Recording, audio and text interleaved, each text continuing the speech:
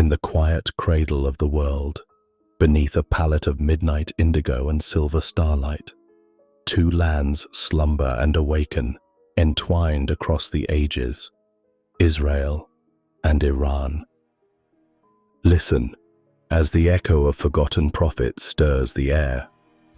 Their words, woven with riddles and omens, drift over ruined stone and ripple across the timeless rivers of history. This, dear traveler of the night, is not merely a story of nations. It is a tapestry, spun from secrets and prophecy, of empires rising from dust, and faiths carved in the echoing silence between mountains and sea. Here, in the dark stillness, Israel glimmers, a land of promise whispered in Genesis itself, a beacon where the sun sets golden over Jerusalem's domes, and moonlight brushes the ancient western wall, worn smooth by prayers untold. And there, vast Iran, once Persia the Magnificent, dreams beneath sapphire skies. Its deserts cradle the ruins of Persepolis, its poets and kings lingering in the sweet scent of pomegranate and the lingering music of ancient tongues. Here, Zoroaster's fire once danced, and Cyrus's shadow passes over the enduring rose gardens. Between these worlds, tension and destiny coil like desert serpents in the sand. Their histories cross and recross, hearts stitched together by conquest and exile, by scripture and vision. What secrets linger in the scrolls and stones? What prophecies speak through the trembling leaves of olive trees? Settle now into the gentleness of night. Let curiosity guide you, as together we drift through the overlapping dreams of Israel and Iran. Uncharted, unsolved, yet forever entwined by the hands of fate. Long before borders etched themselves on maps, there was fire, and at the heart of both Persia and Israel, flames danced, not in destruction, but in reverence. In Persia's sacred halls, Zoroaster's followers gazed into the flicker and crackle of eternal fire. They saw not mere light, but a living bridge to the divine, truth shimmering in every golden spark. Here, the world's first monotheists whispered songs to Ahura Mazda, god of wisdom and light. Fire for them was purity, a guardian, a silent witness to every oath and longing sigh. In distant Jerusalem, too, a people gathered with hope cupped in fragile hands. Their stories breathed with holy radiance. A burning bush on a lonely mountainside, a pillar of fire leading wanderers through the shadowed wilderness.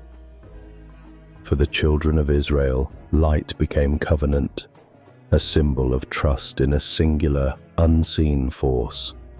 Two lands, two flames, each kindled through prophecy, each seeking the eternal in the glow of something sacred. Between them, a silent transmission moved, whispers carried by caravan and exile, tales of creation and struggle, visions of righteousness blazing in the darkness. The fire from Persian sanctuaries cast long shadows that crept into Hebrew scripture. Ideas of good and evil, of a cosmic struggle, of resurrection and world to come. These embers weaved themselves quietly into Israel's unfolding story. And so, beneath the starlit silence, the mysticism of fire and light united priest and prophet, king and wanderer. A language without words, only the soft crackle of flame, the silent yearning for clarity amidst ancient night. Let the warmth linger with you, eternal, mysterious, as our journey deepens through these entwined origins. Listen now, as silence descends upon the waters of the Euphrates. Here, in the lush shadows of ancient Babylon, a people wander far from their promised hills, exiled, hearts heavy with longing. This is the exile not simply of tribe but of spirit, a twilight echoing with sorrow and possibility. Night after night, the Israelites sit beside foreign rivers, their songs hushed beneath weeping willows. Yet Babylon itself, opulent and immense, is no silent captor. Her ziggurats pierce the sky, her palaces whisper of 100 forgotten gods. The world is wider, stranger, spun from the luminous threads of mystery and myth. It is here, beneath the gaze of ancient stars, that seeds of subtle transformation are sown. Within Babylon's towering walls, the Israelites encounter more than chains and laments. They meet the ancient wisdom of Persia filtering eastward, fragrant with Zoroaster's fire. New dreams spark amid old despair, the notion that darkness is not fate, but foil, that even sorrow can give birth to hope.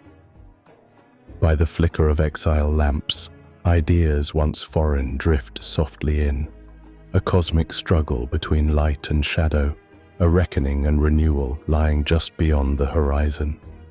Angels with flaming swords, destinies judged and recorded. These are whispers borrowed and transformed, planted in the soil of yearning hearts. In captivity, the children of Israel become quiet rebels.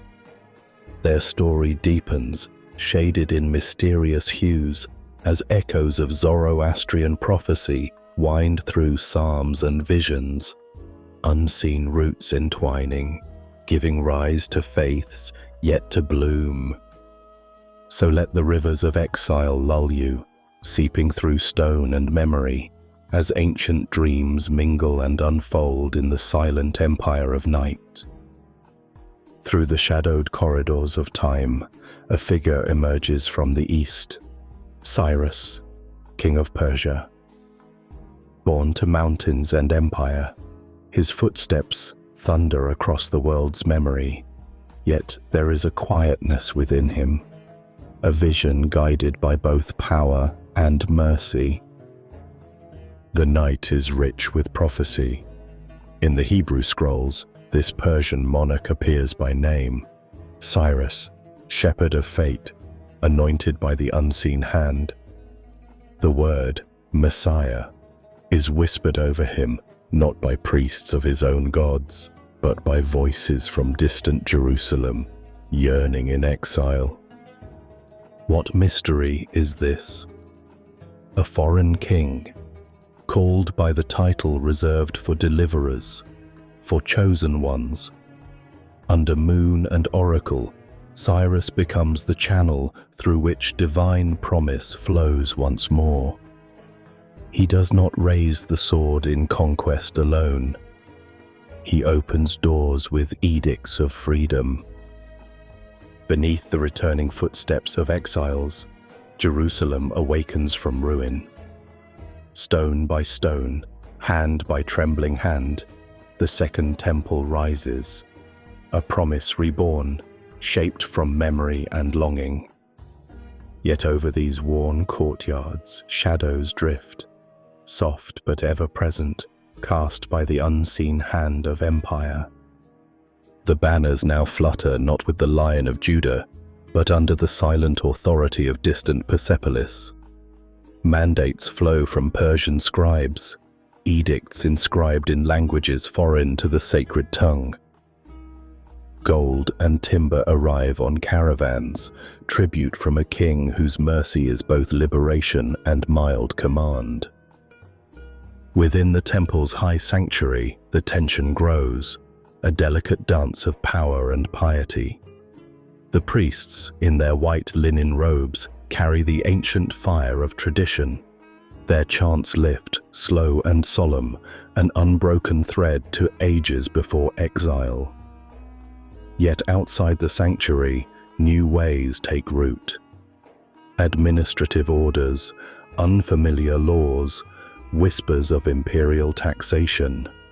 The world is shifting, subtly, like the wind reshaping desert dunes. Persian wisdom weaves itself quietly through the city's tapestry. Council halls echo with talk of governors, satraps, and appointed scribes. The sacred and the civil intertwine, each word of Torah cast beneath a foreign gaze. Priest and scholar alike feel the weight of empire and the burden of preservation. And so the Second Temple stands, an axis where faith and power meet, and the soul of a people is endlessly remade. Under empire's vast, watchful sky, Israel's heart beats in cautious rhythm, longing for freedom, yet shaped ever more by the gentle, mysterious hand of Persia. Let the bells fade into quiet. The night grows deeper, history whispers, and the shadows of two great civilizations entwine once again beneath the ancient stars. Quiet your thoughts and let the centuries breathe around you. For in the labyrinth of the Second Temple's twilight, the minds of prophets and dreamers grew restless. Here, beneath the weight of long exile and the whispering presence of empire, a new kind of yearning took root, one not for mere return, but for a dazzling, transcendent deliverance. Old fears and hopes crystallized under unfamiliar stars. In the silence after prayer, visions began to bloom. The world, fragile and uncertain, was suddenly cast as a stage of cosmic struggle. Ancient Persian tales traveled east along the roads of conquest. A coming day when fire would judge the world, when light and darkness would war for the final time, when the righteous, even the dead, would rise and bear witness. These seeds found fertile ground. Scribes and mystics listened, entranced. The promise of Zoroastrian eschatology, of a final reckoning, a holy resurrection, a savior who would set history aright, merged with ancient Hebrew longing. The lines between past and future blurred, the present rippled with portent. Through dream and oracle, scroll and vision, this Persian fire mingled with Hebrew prophecy and the old songs of Sion. Angels clothed in thunder danced at the edge of dreams. Messengers set forth, bearing scrolls sealed and waiting to be opened, their words burning with the hope of restoration and the fear of judgment. So, in the candle-lit chambers of the Second Temple, apocalypse was born. Not destruction, but revelation. The lifting of the veil, the birth of expectation. History itself became a prophecy, and every hour shimmered with the secret promise of light triumphant over darkness. Let your breath be still, your heart open. In these hidden corridors, endings become beginnings, mysteries unfolding under the gaze of both Persian star and Hebrew sun. See now, the world on the cusp of thunder. The lion of Persia, roaring with ancestral fire, meets the eagle of Greece, wings cast wide in blazing ambition. And in the trembling distance, the olive groves of Israel shimmer, holding their breath as the old balance begins to shatter. Alexander comes as a comet through the darkness, his armies flashing like sudden lightning across the endless deserts and ancient rivers. The empire of Cyrus, once unassailable, now bends before this storm of marble and bronze. Temples smolder, languages collide in the dust, and the world's old shape, so familiar, begins to blur and dissolve. And yet, beneath the clashing of swords and the cries of kings, A deeper current moves, silent, insistent. The wisdom of Persia, patient and ancient, meets the restless questioning of Greece, logic and myth, starlight and fire. In the market stalls of new cities, philosophers speak in many tongues, threading together dreams of reason, destiny, and the soul. Hebrew sages watch with wary eyes, wanderers woven between these titans of vision and vanity. Greek thought brings questioning and debate. Persian memory carries mystery and promise. The Hebrew heart, steadfast and wounded, absorbs these new shadows, weighing them against the echoing voices of its own prophets. It is a moment between worlds, an uneasy hush between the old empire's twilight and the uncertain dawn. Rival truths coalesce, flickering in the dusk, waiting to see which flame will catch the wind. The silence before resistance, the hour before awakening. Here, in this charged stillness, seeds of deep and lasting tension are sown, worldviews entwined in hidden struggle, destinies locked, waiting for the first light to test their roots. Let this hush settle around you. Listen to the ancient breath of land and legend. When the eagle met the lion, and history paused, holding mysteries still unresolved. The Hasmonean age dawns in the afterglow of defiance, hearts still ringing with the courage of rebellion. Yet, night after night, dream and doubt gather in silent council. The fires of Persia, once guardians of hope and mystic vision, fade to gentle embers. Their sacred flames, once reflected in the prayers of exiles, now flicker only at the edges of memory.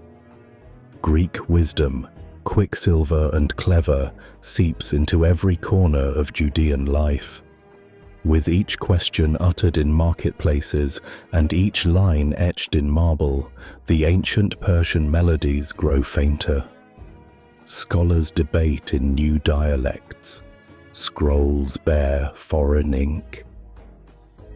The struggle grows, to keep the soul burning, to choose between the beckoning light of the new and the enduring warmth of the old. Under the shadow of marble colonnades, identity frays. Some chase the promise of reason and beauty. Others cling to prophecy and ritual as if to anchor themselves against the torrent. In this silent tug-of-war, the memory of Zoroaster's fire is almost lost, a forgotten flame, quietly smouldering beneath layers of time and longing.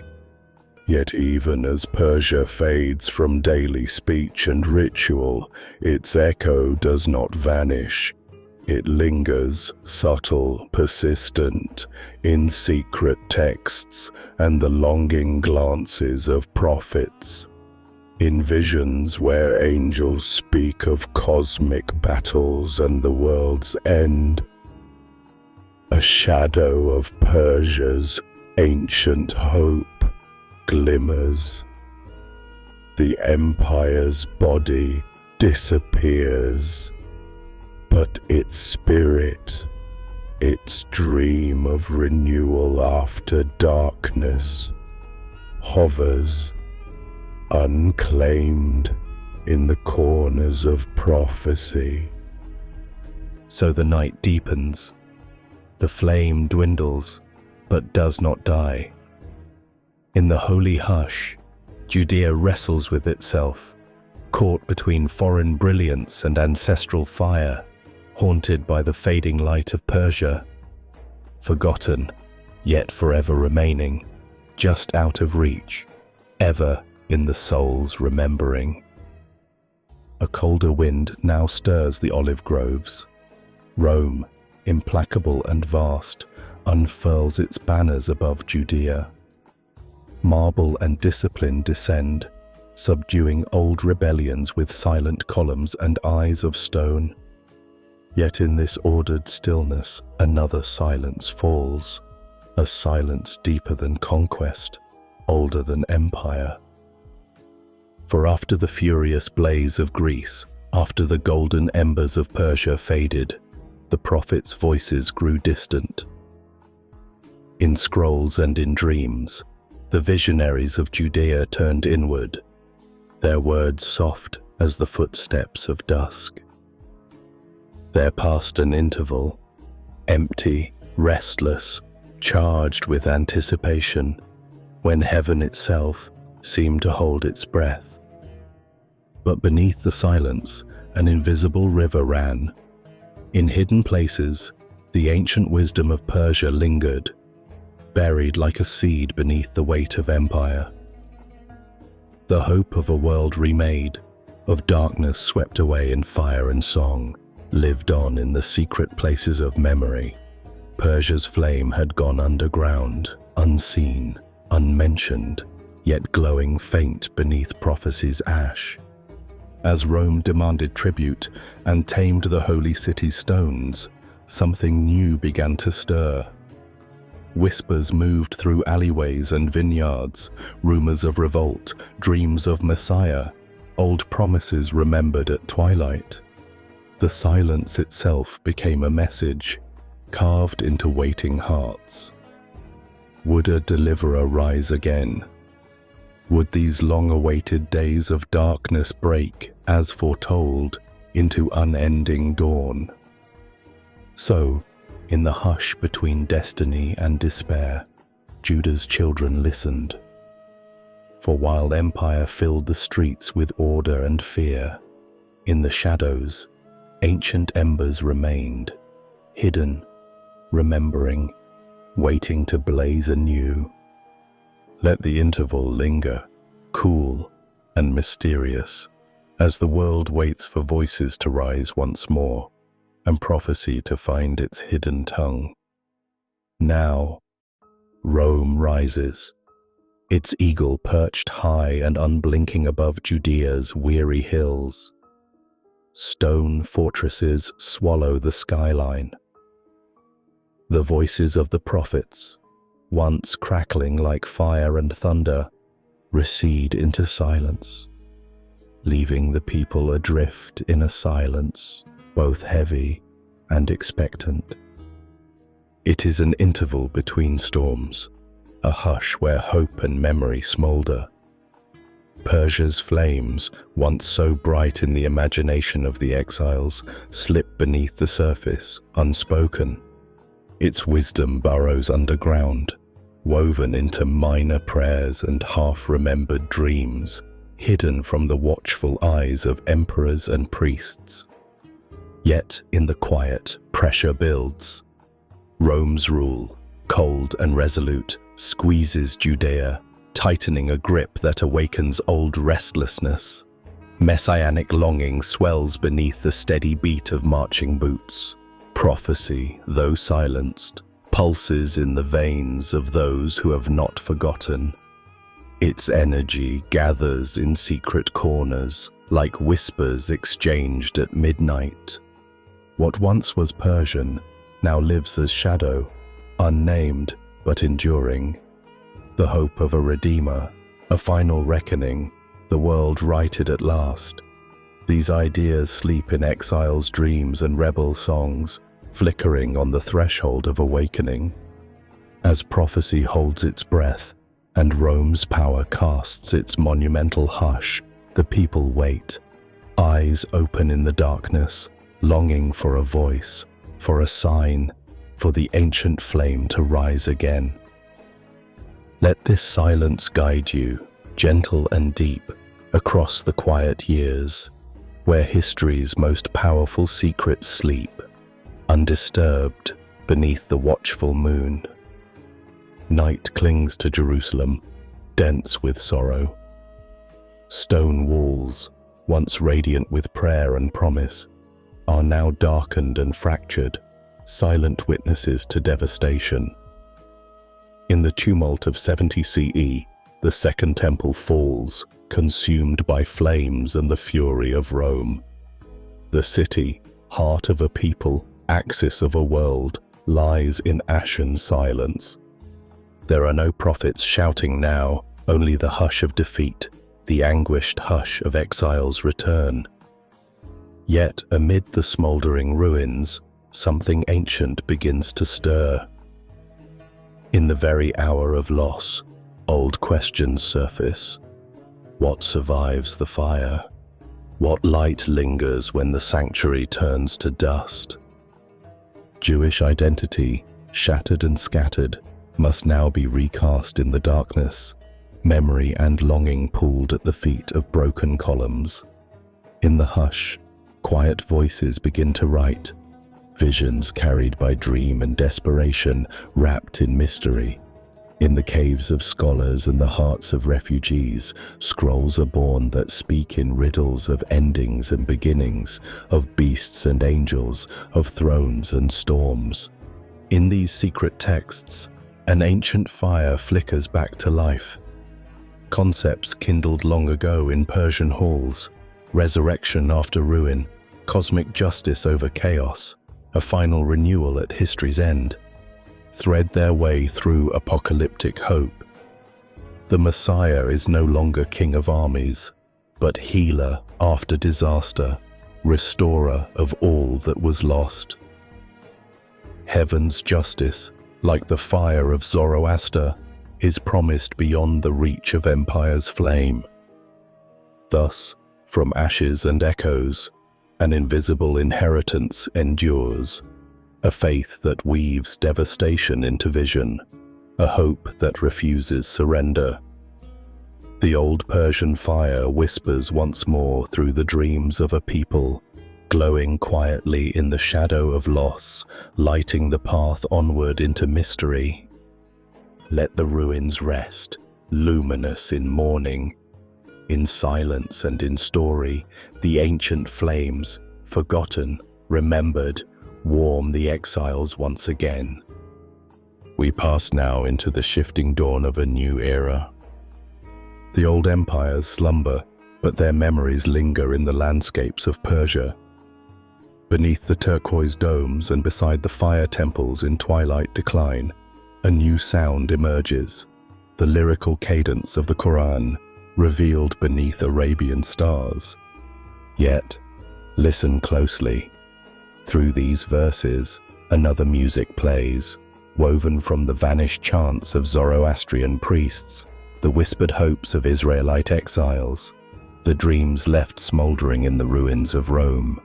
The freshly forming Islamic empire, surging across sand and city, becomes a living bridge, absorbing, revering, and reshaping wounded wisdom.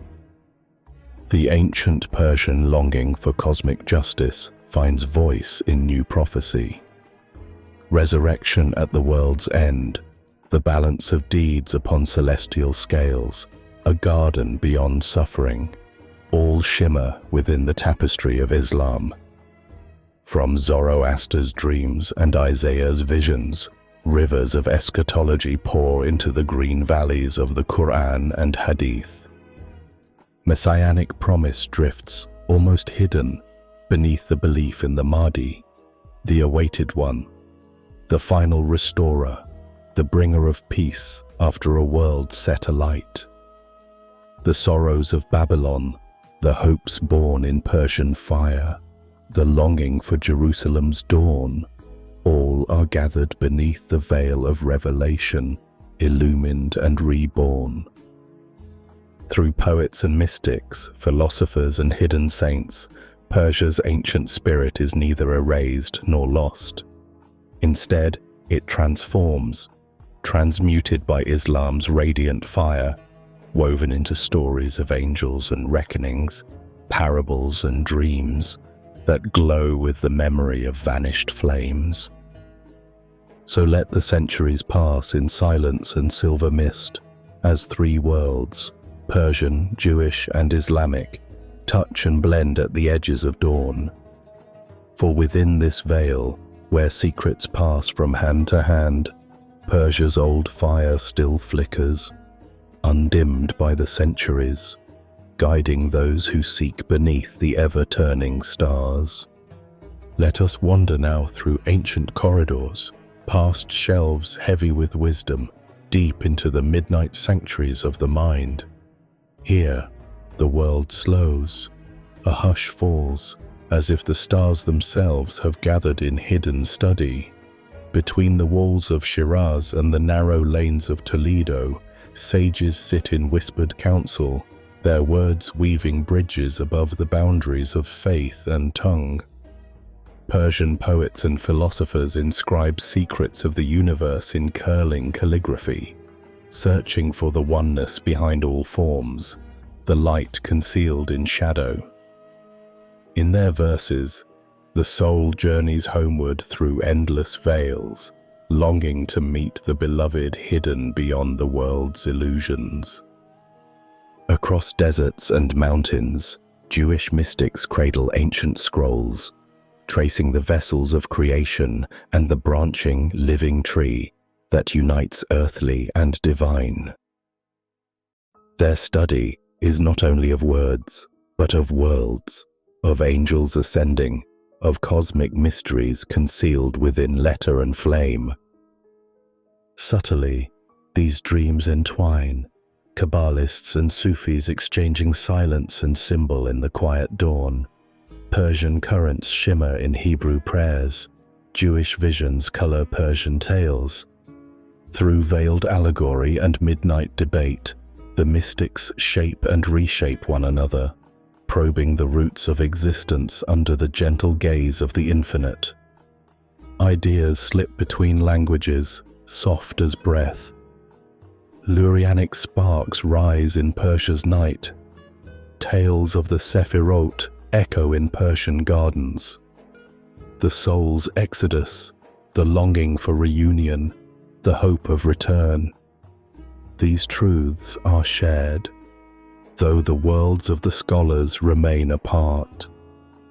So let the lamps burn low amongst the shelves, and let mystery deepen in the hush of ancient libraries. For in those shadowed alcoves, Persia and Israel's children dream together, bound by longing, illuminated by the same secret fire. In the early folds of a new century, Persia awakens once more, this time reborn as the realm of the Safavids. Silver domes rise above the streets of Isfahan, banners unfurl in emerald and crimson.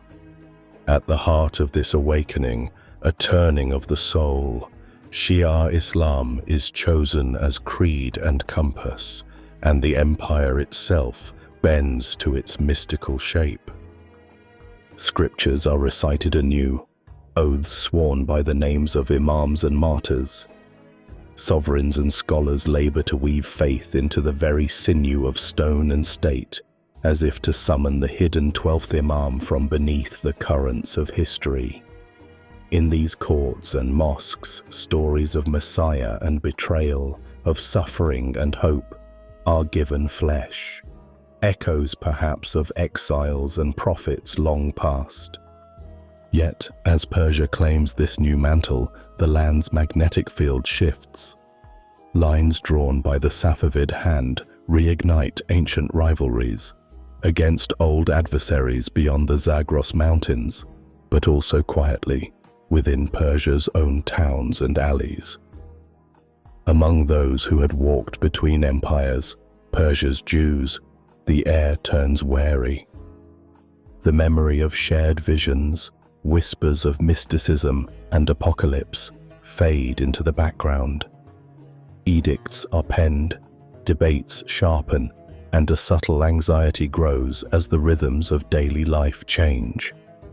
The dialogue of scholars turns cautious, the gathering of communities more circumspect. The old flame that once danced quietly between Persia and Israel now flickers in the shadow of new doctrine and suspicion. Yet beneath decree and difference, history's current continues its hidden flow. The Safavid shadow stretches long, casting old conflicts in a new theological light, drawing borders not just of land, but of memory, and identity. Let us linger in this twilight, where the past swells just beneath the present, and ancient kinships wait, silent, patient, for their season to return. Now the story ripples into the age of empires once more, when the Ottoman Crescent casts its long and liquid shadow over the lands of prophecy and paradox. Istanbul's sultans ascend, commanding stone, sea, and silence, their reach enfolding sacred Jerusalem and the fields of Persia alike. The boundaries of power shift like the tides, unmaking and remaking alliances in the twilight hours. For the Jews of these lands, hope and uncertainty intertwine. In the mosaic of the Ottoman realm, their faith is sometimes given shelter, sometimes pressed to the margins, always caught between favor and peril, flourishing and fear. Persia, too, feels the pressure, a borderland of pride and rivalry, never fully subdued. Ottoman and Safavid gaze across lifeless deserts and green valleys, measuring ambitions, plotting intrigue. The dance of diplomats and spies is mirrored by poets and priests, each whispering pledges, each recalling old wounds that never quite heal. Between the powers, subtle wars of influence unfurl, trade routes bend and faiths collide, and the destiny of small communities is rewritten in ink and blood. For the Jewish heart caught in these crosswinds, exile and belonging become two sides of the same prayer, spoken beneath minarets or within lamplit Persian courts. And so, as the domes of Istanbul catch the last golden rays, the empires remain in flux. The struggle for souls and soil grows only more tangled. Beneath every alliance, a hint of betrayal coils, and every peace carries a seed of silent suspicion. Let the sun linger on tiled roofs. Let the wind carry these stories east and west. For in the changing shadow of empire, the mysteries of Israel and Iran entwine ever deeper, history becoming a labyrinth, its center yet unseen. The 20th century dawns on silent minarets and battered stones, and the world inhales, poised on the precipice of revelation. In cities old as prophecy, Tehran and Jerusalem, the earth itself seems to tremble. Whispers of kinship and rivalry, buried for centuries, twist in the wind as strangers raise new flags upon ancient soil. First in Israel, hope crystallizes beside longing. Exile, engraved in memory and prayer, is recast into movement. A people gathers beneath the banner of return, the land of forefathers beckoning with its mosaic of thirst and promise. Here, nationalism wears the veils of scripture and the armor of survival, forging identity from fragments of legend and lament. Across mountains and plateaus, Iran dreams in its own language. The lion and sun unfurl, inked in tradition and ambition. Old spirits stir beneath marble and revolution as scholars and soldiers, kings and visionaries, weave the story of a nation both ancient and new. Here too, nationalism is a summoning, a call for dignity, sovereignty, for a revival worthy of Cyrus and the poets of Persepolis. Yet, as the maps are redrawn in the shadow of war and empire, ancient fires spark anew. Religious longing intertwines with modern hunger for belonging and power. Old wounds bleed into new allegiance. Prophecy and politics unite in sudden, uneasy truce or opposition. The memories of lost temples, vanished kings, and promised lands are written again. This time in telegrams, speeches, silent tears. And so, beneath the luminous veneer of modernity, the mysteries endure. Ancient echoes awaken, guiding desire, fear, and hope, a tangled duet of memory and destiny, never quite resolved. Nationalism breathes the breath of old gods and vanished prophets, a song at once familiar and utterly strange. Let the scene dissolve, slow and golden, into the labyrinth of the present. For in every shout and silent prayer, the secrets of Israel and Iran whisper onward, echoes of the past, endlessly redrawn for a world forever on the brink. 1948, a year etched in fire and dust. On lands once scribed in parchment and prophecy, new fears and fierce hopes awaken. The birth of Israel, amid bitter struggle and shattered exodus, tears open both wound and wonder.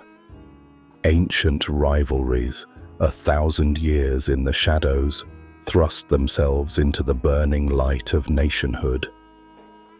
From Cairo to Tehran, Istanbul to London, a chorus of distant powers leans in, shaping destinies with whispers and treaties, weapons and promises. The world's gaze sharpens as borders are hastily drawn and erased, each line a scar, each flag a beacon and a dare. Iran, watching from across the mountains and deserts, weighs kinship and caution in equal measure. Old alliances flicker, memories of refuge, echoes of empire, the faint pulse of shared exile. Yet as the world rearranges itself in the aftermath of cataclysm, diplomacy becomes a dance upon a tightrope, stretched taut between East and West, tradition and ambition. Within these shifting sands, the ancient language of rivalry is rewritten, in telegrams and policies, in refugee camps and council chambers. The faiths and fears of millennia converge in hurried handshakes and unspoken uncertainties. Still, beneath the clash of modern ideologies, the ancient drama persists. The longing for belonging, the dread of erasure, the secret hope for reconciliation. The ghosts of empires and prophets gather along the borders, their voices woven in the cries of newborn nations and displaced multitudes. Slow as the rising sun, the world waits, uncertain, unsteady. In the tremor of each new beginning, the birth pangs of an old conflict resound, echoes that will shape destinies for generations, testimony to mysteries as old as time itself. Let the dawn rise and the shadows linger. For in this volatile moment, past and present entwine, and the true shape of things remains hidden in the mist between memory and becoming. Beneath the shimmering illusion of progress, 1953 arrives as a whisper, a riddle, a shadow stretched across the heart of Persia. Plotters gather in mirrored parlors and embassy gardens, pawns of distant interests, their eyes bright with calculation and fear. The coup, when it comes, unfolds like a dream of betrayal, sudden, uncanny, and irreversible. Dr. Mossadegh falls, the king returns, carried on the wings of foreign powers, his every step echoing with the promise of oil, the thrum of Western ambition, and the silent judgment of ancient ghosts. In the hush that follows, trust withers beneath the surface, old rivalries sharpening, suspicions deepening. For as the peacocks strut in palaces and radio towers crackle with triumph, a darker story begins to grow. The streets of Iran remember every humiliation, their hearts a tapestry of dignity and loss. The West, once a distant promise, is now felt as an invisible hand, its grip ever tightening. Israel, new and wary, sees itself reflected in the storms to the east, a nation forged by outsiders, yet forever measured by ancient quarrels. Out of this labyrinth of schemes and silences, the chasm widens. Religious memory and nationalist defiance intertwine, binding the soul of Iran to defiance and remembrance. Ideological fires, cautious hope, sharpened mistrust, burn in the space between mosque and parliament, between the mountain and the desert, between Israel and Iran. All the while, the true shape of the mystery remains just out of view. History's invisible artists, painting in shadows, crafting, erasing, rewriting the destinies of nations. In every echo of this secret war, old truths and new fears entwine, and the empire's shadow never truly lifts. Let the night deepen, the chessboard is set, the candles gutter in the wind, and the secrets of empire whisper on, half heard but never forgotten. 1953. In the labyrinthine heart of Iran, destiny is overturned beneath the cloak of foreign hands. The rain-slick streets bristle with tension as merchants, clerics, and soldiers sense the tremor beneath their feet. A game played far above their heads. In shadowed rooms, deals are struck in coded language. Outside, the city holds its breath as history pivots on a silent hinge. The coup comes swift as midnight thunder. Mossadegh's promise of sovereignty dissolves beneath a web of secrets spun by foreign emissaries. The Shah returns, his throne propped by Western whispers, the chambers of power haunted by invisible guests. What was once a proud dream is quickly rewritten. Freedom exchanged for the illusion of control. Independence traded for uneasy favor. Trust, fragile and wounded, retreats farther into the Persian consciousness. The West, once courted as mentor and ally, now appears as mask and manipulator, a chimera whose touch leaves nothing unchanged. Ancient wounds, once muted by hope, revive with new voices and sharper shapes. In the wake of the coup, Israel glances warily eastward, wary of alliances that shift as easily as desert sand. Narratives fracture, the past rewoven into grim caution and fateful rivalry, fed by the stories of empire and the rumors of faith. The memory of ancient exile curdles into suspicion.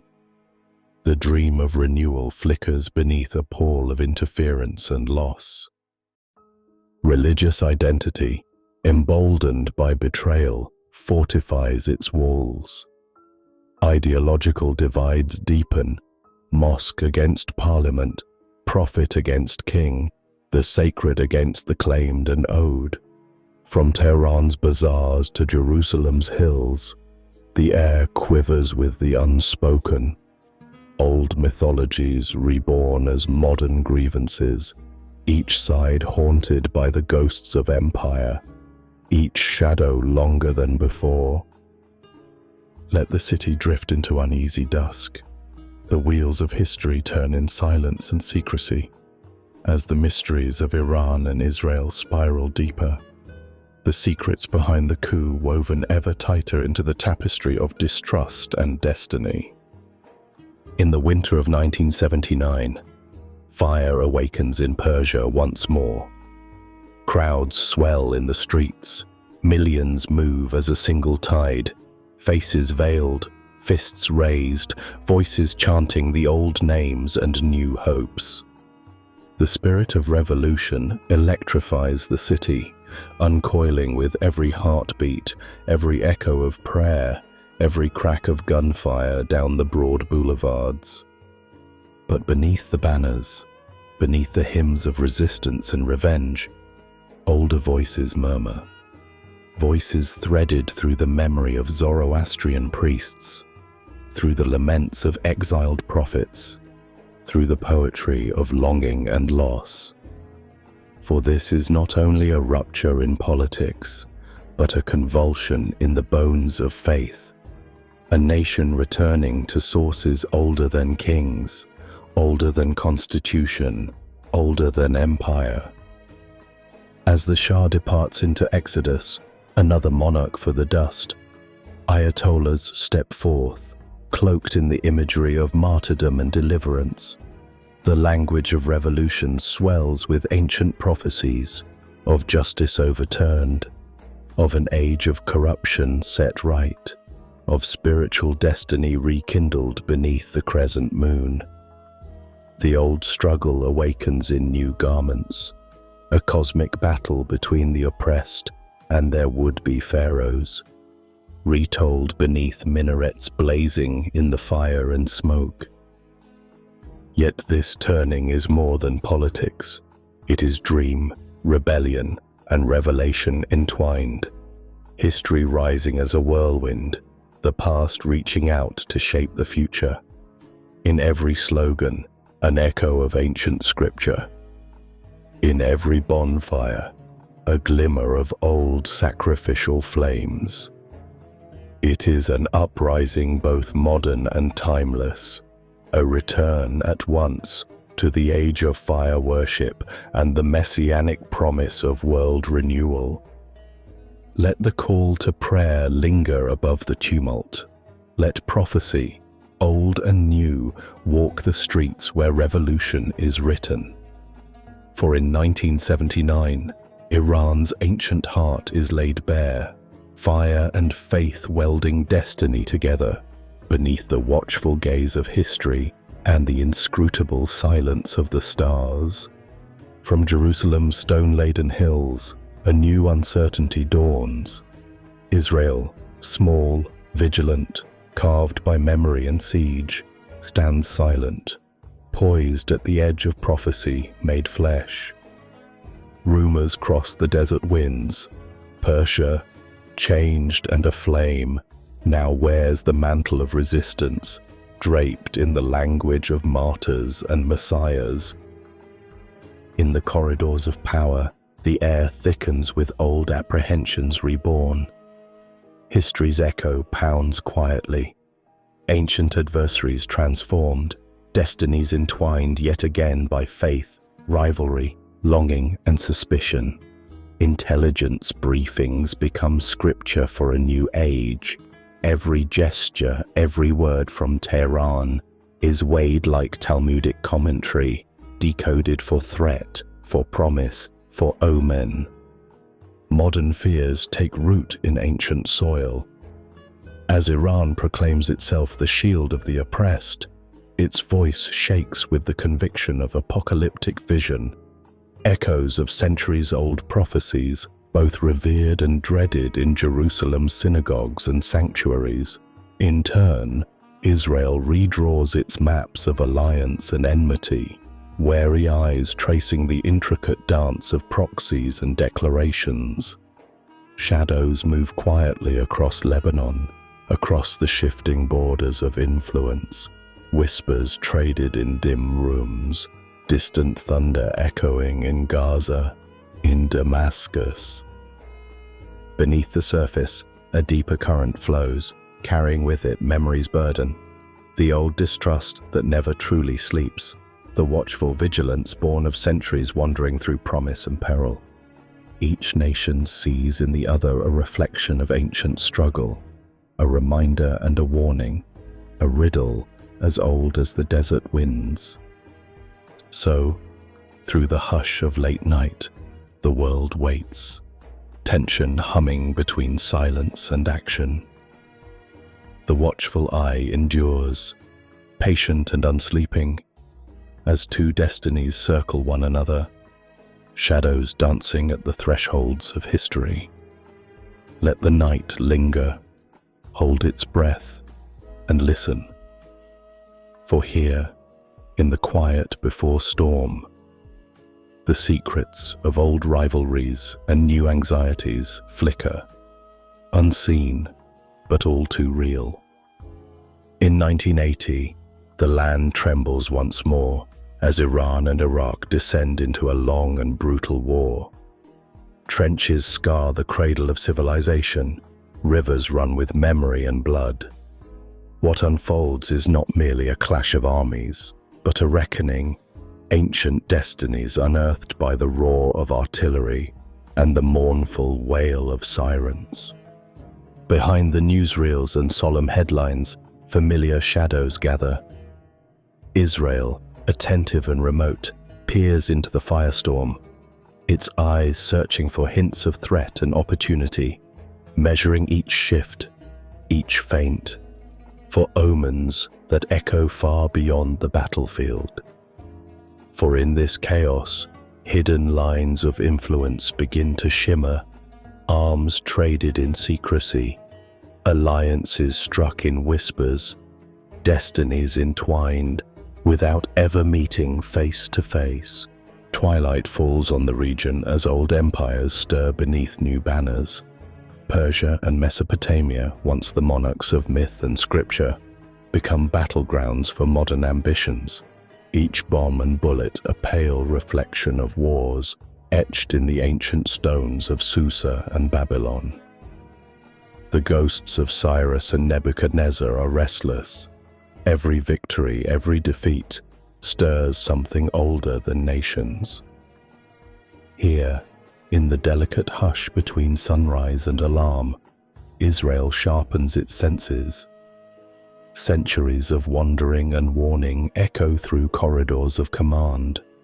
Every step, every satellite sweep, is a prayer half whispered beneath the hum of machines. History, lived and inherited, becomes a pulse in every decision, every guarded dream. From the red hills of the Negev to the pine-shaded slopes of Galilee, legends are not just stories, they are blueprints. Prophecies, old as dust, wind their way through military briefings and public debates. Threats from Iran and its distant allies are read not solely through the lens of intelligence, but through memory, through the voices of prophets, voices that warn and promise in equal measure. Defenses are layered, intricate as psalms, measured as the counting of stars. Shields rise against missiles, planes split the sky like flocks of bronze-winged angels. Iron Dome and hidden bunkers become monuments to both fear and resolve, a modern echo of ancient fortresses guarding a promise still unfulfilled. In the hearts of the people, the same tension rises, between caution and courage, vigilance and hope. Every news bulletin stirs the old anxieties: exile, return, the test of survival.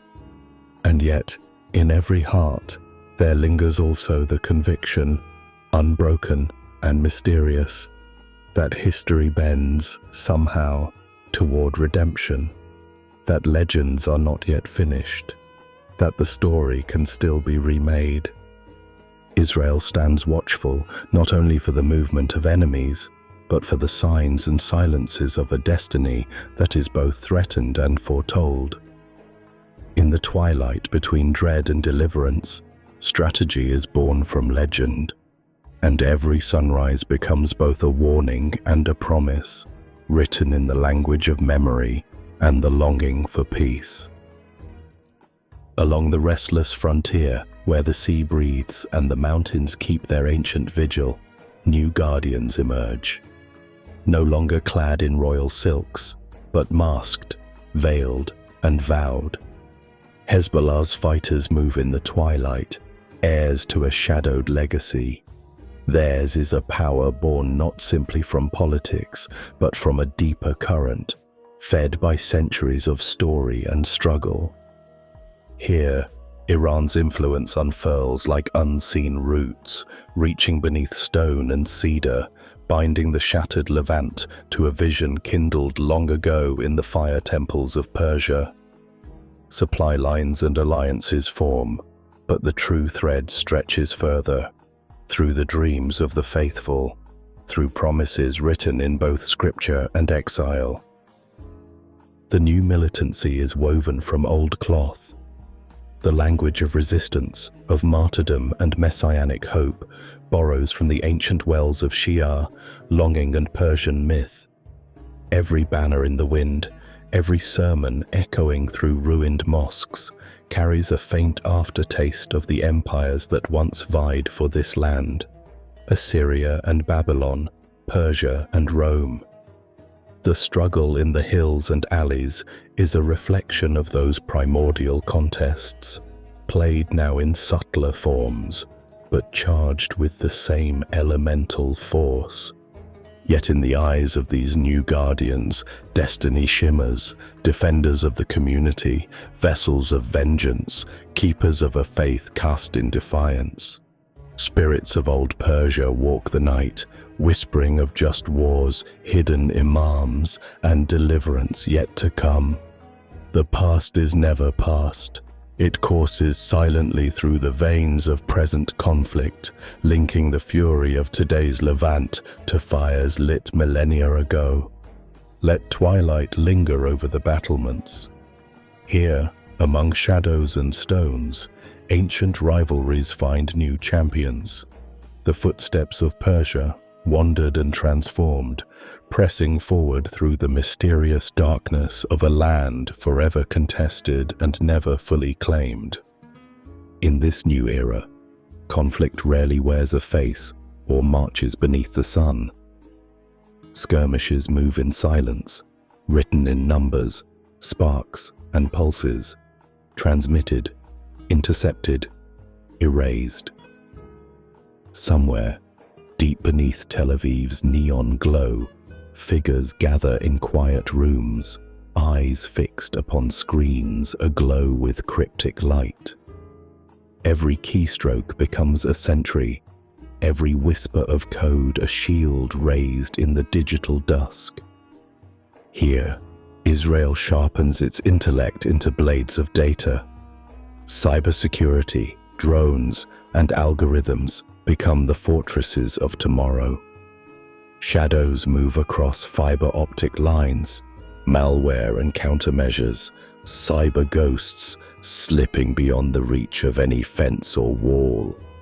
The quiet hum of servers replaces the drumbeat of battalions as the old game of intelligence finds wild new territories.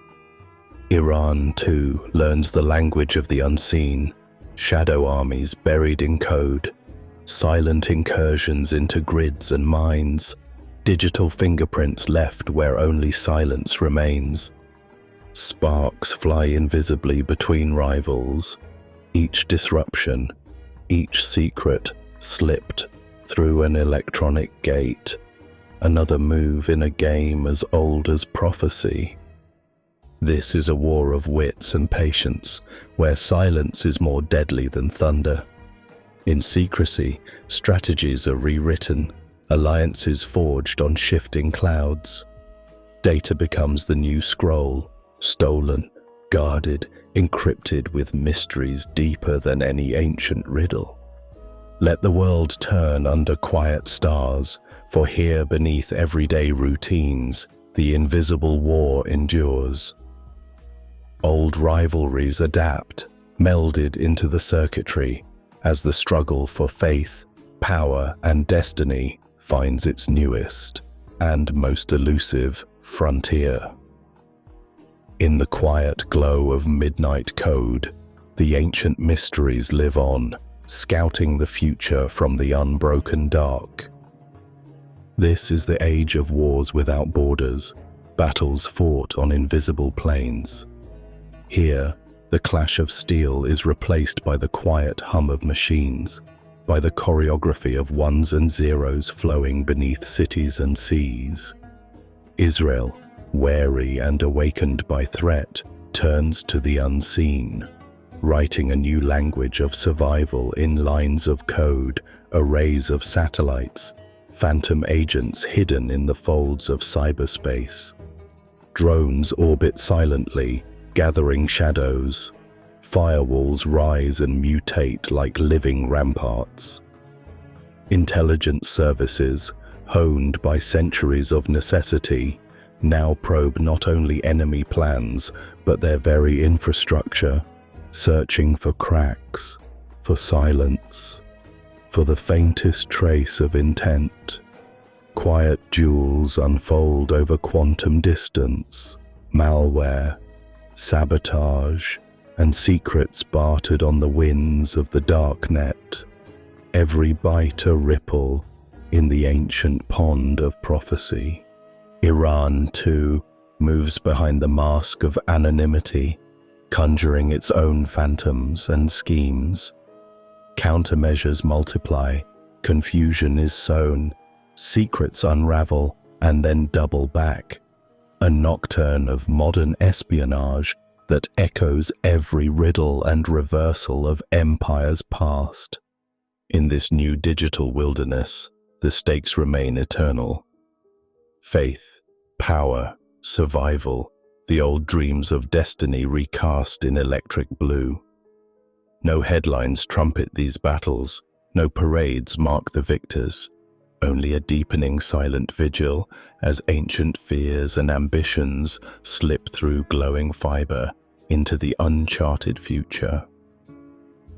Let the circuits pulse quietly beneath our feet and the night's mysteries deepen. In every encrypted message, every silent breach, the invisible wars of Israel and Iran whisper their ancient rivalry. Muted, masterful, ever unfinished, across the vast, unseeable divide. Now, the ancient mysteries take on a new, perilous form. One born of fused atoms and humming cores, where prophecy and science blur at the edge of reason. Deep beneath Persian mountains, centrifuges spin in secret concert, coaxing matter toward unspeakable power. The world watches, senses sharpened by old fears, and the quiet drumbeat of destiny reawakening. Israel, haunted by the memory of exile and fire, measures every rumor, every ripple in the shadowed corridors of intelligence. Each report is read like scripture, a warning, an omen, a dire possibility echoing through the chambers of defense. Fear takes shape in war rooms and in the prayers of midnight, for in this crisis, past and future seem to collide. Survival, redemption, annihilation, all are bound in the atom's silent dance. Across continents, words become weapons. Threats and assurances circle like ancient adversaries in the arena. Diplomacy veiling anxiety, treaties disguising dread. The nuclear question is no mere puzzle of physics or policy. It is laden with prophetic weight, the promise or peril of ultimate transformation. When power undreamed of by any pharaoh or king glows behind closed doors, the laws of men and the warnings of ancients merge in terrible anticipation. Fear dwells here, as old as Babel, as new as tomorrow's sunrise. A crisis watched by satellites and sages alike. And all the while, beneath headlines and negotiations, the unspoken questions remain. Who holds the future's fire? Whose hand may tremble? Where in the shadows of Iran and Israel does the riddle of destiny find its answer? Let the world listen as the wind gathers. For in the hush between atoms and ancients, prophecy and science, the nuclear enigma endures, a mystery glowing unseen beneath mountains, between nations, in the endless night before the dawn. The world hushes beneath a restless sky. Electric towers blink in the distance. Hidden bunkers pulse with sterile light. Silent technicians in white pass beneath the watchful gaze of cameras, their footsteps echoing in a maze of concrete and steel. Here, in the paradox of modern fear, the ancient longing for power is reborn. Iran's nuclear dreams spiral in secret halls, shrouded in suspicion and hope. Atoms split and multiplied behind sealed doors, beneath mountains that remember the footsteps of Cyrus and Nebuchadnezzar. The shadow of creation and destruction falls unevenly, cast by those who seek dominion over the smallest and the most absolute. Israel, vigilant, reads the omens in each fissile whisper. In conference rooms lit by cold blue screens, every rumor becomes a prophecy, every silence a warning. Warnings are whispered into night, of annihilation, of survival, of the ancient promise that no exile shall return to dust without a fight. Around these secret fires, the whole world circles, held in a web of denial and threat and restless negotiation. Old narratives return, veiled in modern dread. Will the flames of old betray the world anew? Can the wisdom of ancients guide the trembling hand that now commands the atom? Prophecy and peril entwine, enigmas both sacred and scientific, inherited and invented. Here, apocalypse is not a vision, but a blueprint, stored in the guarded heart of a centrifuge. The dawn trembles at the edge of myth and possibility, and all the while, the ancient rivalry shimmers within this nuclear hush. Let the world pause, hypnotized by the silence before the storm. For in the darkness beneath these mountains, in the secret split between faith and fear, the riddle remains. Does the answer lie with the ancients or the atom? Or is the mystery endless, unfolding forever in the breathless wait for sunrise? Across the scarred landscapes of Syria, Yemen, and lands unnamed, an endless game is played. Moves made in silence, victories recorded in whispers, and every set piece shadowed by the ghosts of empires long departed. Armies shift, alliances unravel and reform. Each front, a story written by unseen hands, each battlefield a chessboard echoing with the strategy of vanished kings. Iran moves through the cracked streets of Damascus, its whispers winding through ruined mosques and the hush of desert winds. Israel listens, eyes narrowed from a distance, tracking the ripple of every caravan, the spark of every hidden arsenal. In conference rooms and concrete bunkers, war is waged with maps and wires, with signatures and broken codes. Proxy follows proxy, groups drawn from the deep wells of faith, anger, memory. Militias pledge themselves to visions older than their own names, fighting for creeds and promises once declared on tablets, in scrolls, in the ashes of forgotten temples. Allies and adversaries shift in the dusk, weapons traded, secrets delivered, each act another link in a chain wound back through centuries of rivalry and revenge. Yet beneath the gunfire and the rallies, a quieter truth persists. All these contests, all these sacrifices, are heirs to a drama that began before borders, before armies wore uniforms, before nations bore flag or anthem. The endless game relies not only on power, but on myth, on story, on the tide of hope that sweeps through every generation. Let dusk settle on the broken fields, and let silence mingle with the rumbling storm. For here, amid smoke and prophecy, ambition and grief, the old struggle continues, never fully won or lost. In every proxy and every prayer, the mysteries of Israel and Iran endure, caught in the ceaseless dance of the endless game. while headlines trumpet division, roaring declarations, gestures sharpened by mistrust. A quieter story threads itself through the dusk.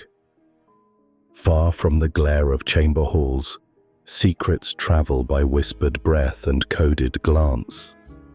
In some distant neutral city, Israeli and Iranian emissaries meet, hidden by the hush of midnight and the cover of plausible deniability. The world's fiercest adversaries sit at tables dressed in linen and shadow, voices low but urgent. Here, words hold the weight of centuries, each syllable wrapped in layers of warning and hope. There are no cameras, only the tremor of possibility. Documents exchange hands, promises flicker like candlelight, and the old rituals of suspicion give brief way to the anatomy of survival. Perhaps it is a bargain for oil, a covert promise of restraint, a warning traded like gold against disaster. For even in darkness, enemies may glimpse themselves in one another's eyes, ancient peoples bound by parallel dreams of destiny, longing for peace no less than for victory. Hostility is a mask, worn from habit, from necessity, yet not always absolute. Cooperation blooms, silent as a rose in winter, fragile and fleeting, yet undeniably real. These secret overtures do not erase the wounds of history, but in the labyrinth of night, they draw new maps, paths where hope and fear entwine. For a moment, perhaps, shadows whisper peace, if only as echo or promise, as gentle heresy against the script of endless rivalry. Let rain keep falling on glass, the world outside none the wiser. For in these spectral encounters, the true enigma persists. Can ancient adversaries find communion even in the brief flicker of shared humanity? In silence, the answer glimmers, unfinished, as dawn approaches. Across podiums and parliaments, prophecy still breathes. In the theatre of politics, ancient voices prowl the margins, invoked in moments of crisis, summoned to strengthen resolve or inspire dread. Iran's leaders, at times, speak the language of apocalypse, of a world purged and prepared, armies assembling beneath heaven's gaze, destinies written in the fire of final conflict. The Mahdi, the end of days, justice at the tip of a blade. These visions climb from scripture to speech, from minbar to rally. On the other side of deserts and divides, Israel's own prophets cast long shadows. Leaders invoke messianic hope. Jerusalem restored, exiles returned, the never-ending promise of rebirth. Ancient blessings and warnings interlace with the talking points of generals and the prayers of statesmen, anchoring modern policy in the bedrock of centuries-old yearning. In this choreography of power, missiles and manifestos entwine with psalms and hadith. The language of destiny, so often clad in reason's garb, lets slip ancient thunder. Each threat, each promise colored by memories of siege and exile, of deliverance and disaster waiting just beyond the horizon. Yet prophecy is a double-edged gift. It stirs vision, but also suspicion. It unites, but also divides. Beneath the veneer of strategy and statecraft, the dreams and dreads of prophets still haunt the halls of power, shaping destinies in the age of satellites, where the future, like the past, is forever up for interpretation. Let the echo of sacred words linger in the rising light. Here, in the crossroads of command and conviction, the ancient music of prophecy endures, guiding, warning, calling, from the heart of faith into the theater of the modern storm. The sun rises over ancient capitals, its light glinting off domes and antennas alike. Across vast plazas and echoing chambers, voices resound, declamations wrapped in prophecy, sermons braided with the thunder of coming storms. In this modern age of missiles and microphones, prophecy remains a silent architect, shaping words, inspiring actions, and haunting the spaces between hope and dread. On gathering crowds in Tehran, the promise of apocalypse lingers in the air. Leaders speak of final battles, of pure justice descending, of the Mahdi's return in crimson dawn. Visions scribed in vanished centuries now flicker in televised speeches, summoned to illuminate or obscure the trials of the present. In Israel, too, prophecy weaves its spectral thread. Messianic yearning shapes state and spirit alike. Jerusalem undivided, the ingathering of exiles, the eternal defense of the promised land. Speeches echo with ancient blessings and warnings, leaders searching scripture for the shape of tomorrow. The language of survival is speakable only in words sanctified by legend, each crisis a footnote to the testament of old. Thus, the past stands guard over the present. In council chambers and war rooms, in campaign rallies and midnight prayers, the voices of prophets murmur between missile sirens and news bulletins. Faith and fate are cast together, each word a spell, each promise or threat a fragment of destiny still unresolved. Let the city awaken in golden light, yet remember the shadows traced by time. For in the world's uneasy morning, destiny is recited and rewritten, and prophecy, always, waits at the edge of every story, every storm. While powers clash in daylight and prophecy is wielded like thunder, a subtler world persists, moving gently beneath the surface of conflict. It is here, in dusty libraries, candlelit sanctuaries, and gardens grown wild, that the quiet ones convene, mystics, poets, and seekers who remember what was lost before the first walls were raised. In Israel, a rabbi chants the names of angels, his room heavy with incense and hidden books. In Tehran, a Sufi poet dwells on the unity of longing, his words echoing through cellars lined with calligraphy and memory.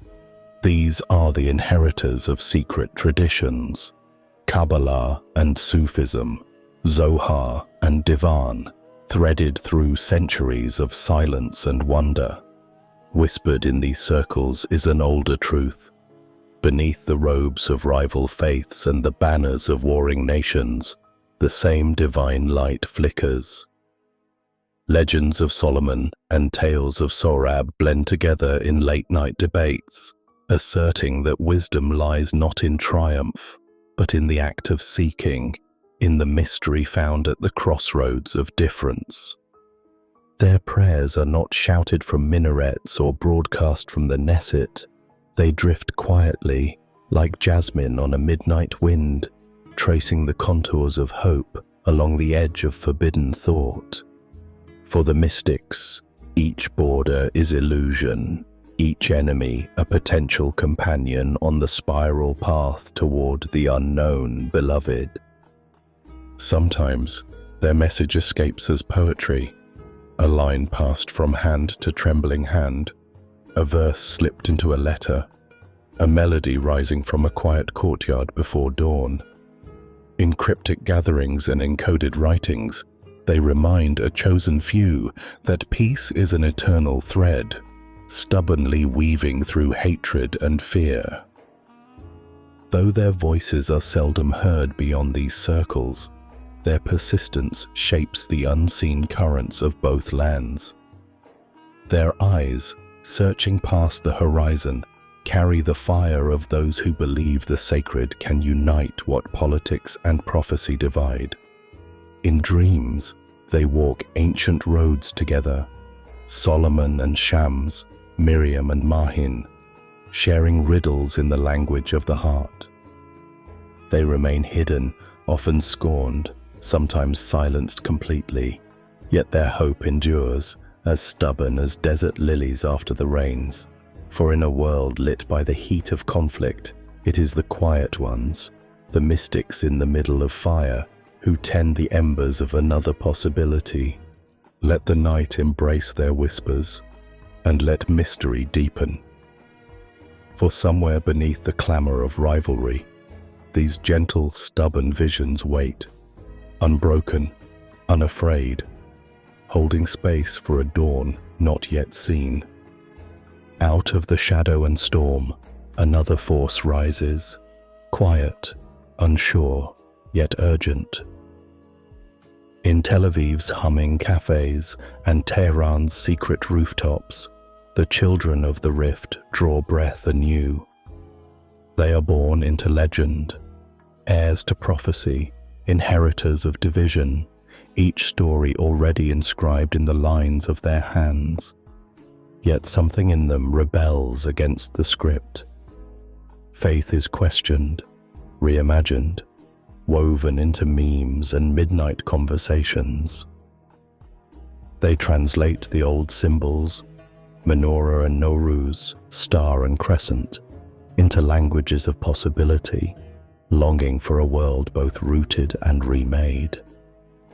Their sanctuaries are not only synagogues and mosques, but digital forums, dance floors, libraries, and city parks lit by the glow of a phone. They scroll, they dream, they dissent. Some claim the wisdom of the ancestors, dusting off Kabbalistic meditations or the poetry of Hafez and Rumi. Others reach for change by coding new myths into silicon and sound, building bridges across forbidden borders with a click, a message, a furtive smile. Protest and prayer become mingled, choreography to a music that is older and younger than history itself. Between the posts and the protests, a singular question burns. Are the seeds of change truly spiritual, or simply digital dust? Will the dreams of unity fade as morning breaks, or will this generation dare to rewrite the narrative that binds them? Let the future arrive slowly, on tiptoe, unburdened by the battles of their forebears. For in the hands and hearts of these children, another story waits to be told. Neither prophecy nor subversion, but a quiet spell cast in the name of renewal, drifting between screens and stars. Streetlights glitter on rain-washed pavements, young faces shimmering in the half-light of city nights. Smartphones glow beside prayer books. Laughter and poetry mingle beneath shifting clouds, where dreams rise and vanish like smoke. There is a tremor beneath the surface, a quiet rebellion not marked by banners, but by questions, creativity, and hope. In Israel, youths gather in bustling markets and shaded plazas, scrolling between psalms and protest, remixing the legacy of ancient tribes. In Iran, students whisper forbidden verses in crowded metros, their fingers dancing across glass screens as their spirits reach for both memory and change. Bound by a shared inheritance of conflict, they look across the old divide not as enemies, but as curious witnesses, tapping messages into the ether, translating the poetry of rivals, searching for likeness beneath the layers of myth. Some search for roots in tradition, meditating on sacred words, finding subversive hope in Sabbath light or Sufi rhyme.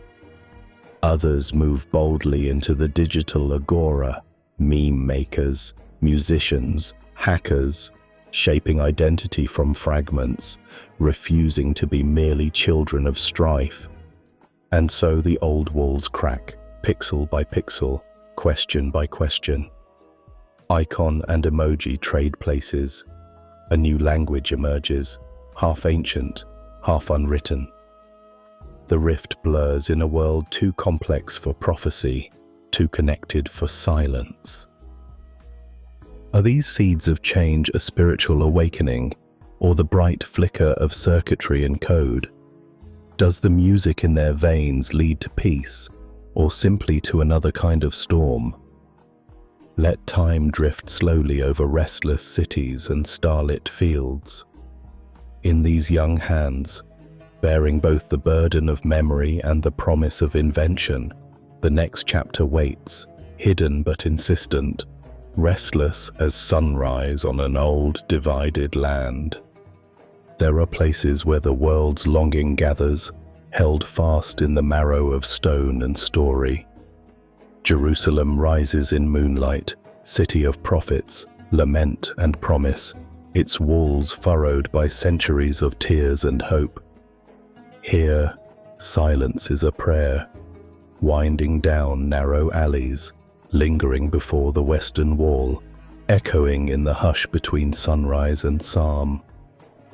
Far to the east, Qom sits beneath the sweep of desert stars, veiled in mist and legend. City of jurists and saints, its mosques cradle the thunder of morning and the hush of meditation. In shaded courtyards, pilgrims trace the path of secrets, circling shrines where faith pulses in the air, dense as incense, delicate as a question never answered. Two hearts of fire burning with visions both shared and unshared. Jerusalem's longing rises in the throb of ancient bells and rustling olive trees, its wounds open to prophecy, its stones inscribed with history's unhealed hunger. Qom's spirit is dreamt in lamentation and study, a city turned inward, kindling silence until it flares into oratory, decree, or revolt. And still, beneath the centuries, their gravity calls to one another, words unspoken, mysteries unresolved. Exiles and seekers carry these prayers across continents, echoing from Wailing Wall to Turquoise Dome. Jerusalem and Qom, not rivals, but reflections, each holding the memory of a sacred fire, each city a well of destiny, drawing hearts to the threshold of the unknown. Let the night deepen, let silence reign, for in the stillness between these twin flames, lament and revelation become one, and the world turns, haunted and illumined, by the hush that binds them across the centuries. Long before lines were drawn on maps or bartered in treaties, the land itself was coveted. A tapestry woven of thirst and need, promise and peril. Beneath the sacred shrines and blood-washed fields, treasures hide. Black gold winding through stone, veins of water threading the dust. In Israel and Iran, oil surges, ancient as the myths themselves. Water, clear and ephemeral, sustains the dream of tomorrow. Kings and merchants, prophets and princes have all staked their fate on these hidden rivers.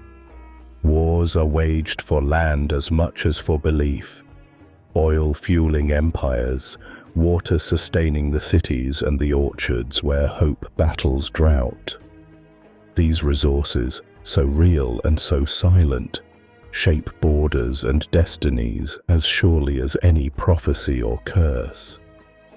Here, profit mingles with faith and scarcity stokes fear. Deals are struck in boardrooms and backrooms, alliances shifting like sand, fortunes rising and falling with each new well tapped, each aquifer found or lost. Ancient conflict becomes tangible as pipelines thread holy ground, as wells puncture landscapes dotted with ancient ruins. The riches of the earth, coveted and contested, fuel the engines of faith, ambition, and defense. But beneath the sand, the earth pays no heed to borders or banners. Oil seeps in silence. Water flows where it will. The treasures that divide also bind, haunting every calculation, every truce, every silent night as the world waits for rain, for riches, for resolution born from ancient, restless ground. Let the camera linger on rippling fields and burning flares, wells in the moonlight and parched riverbeds. Here, in Earth's quiet power, the oldest stories of rivalry and longing are written again, beneath the sand. The old games of shadows and secrets have traded parchment for pixel, dagger for algorithm. In Tel Aviv and Tehran, digital fortresses hum in perpetual twilight. Servers layered like catacombs, firewalls braided as intricately as a rabbi's chant, as the imam's whispered prayer. Eyes no longer peer through lattice and keyhole, but through glass and cloud. Satellites arching over the earth with impassive vision, capturing cities, signals, and secrets in their relentless gaze. Every keystroke, every intercepted signal is an augury. Cyber espionage is the new divination, reading the patterns in streams of stolen data, searching for omens in scrambled transmissions, conjuring crises from distant digits.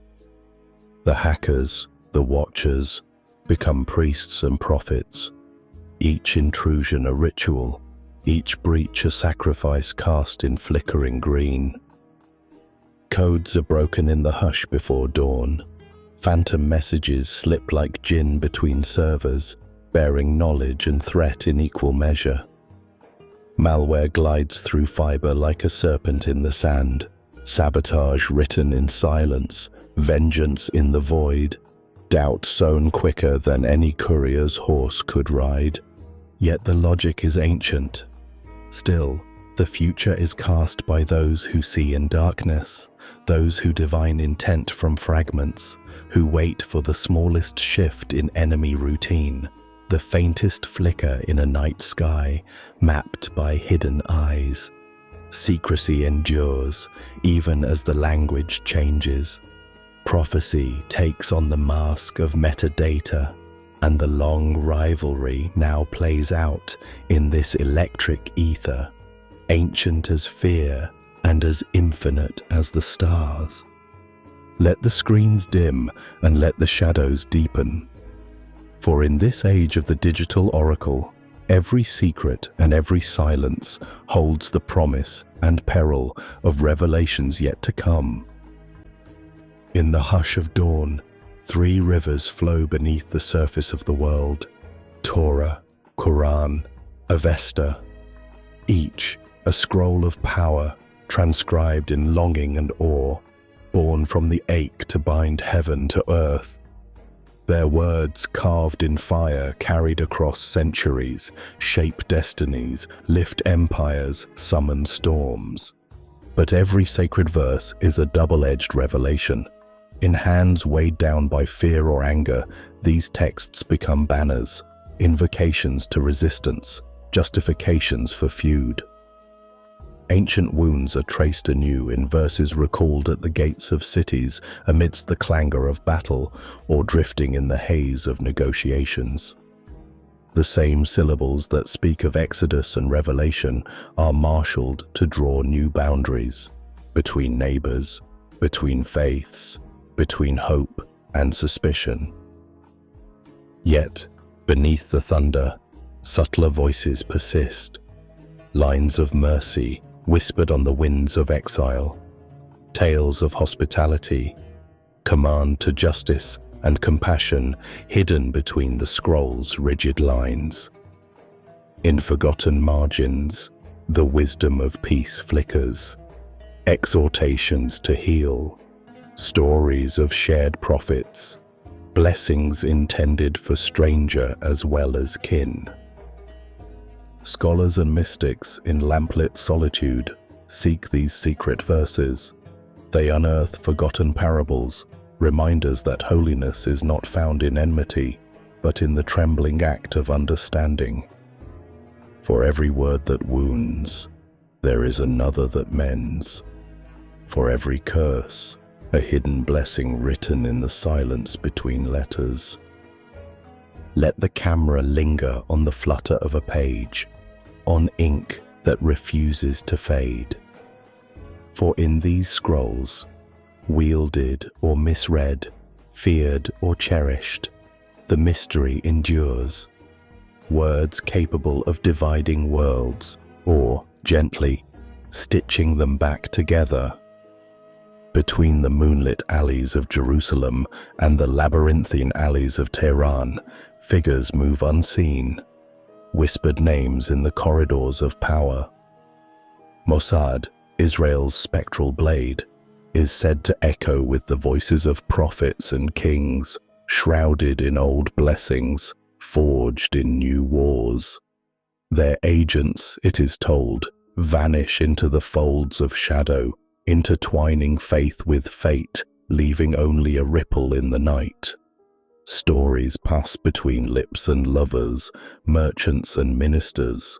Did Mossad really spirit secrets from the highest vaults, or plant whispers like seeds that blossom into revolutions? Some say they wear the dust of the Negev as a second skin, invisible, silent, unburdened by borders. Across the mountains, the guardians of the Islamic Revolution, shadowed in the sigil of the IRGC, weave their own legends. In the palaces of Persepolis and the streets of modern Isfahan, their watchful eyes are said to pierce veils, to sense betrayal in the silence between prayers. They conjure loyalty from fear and myth, casting networks as intricate as Persian carpets, each thread a secret, each knot a destiny. In this quiet war of ghosts and legends, truth melts like dew at sunrise. There are tales of meetings that never happened, of disappearances unrecorded.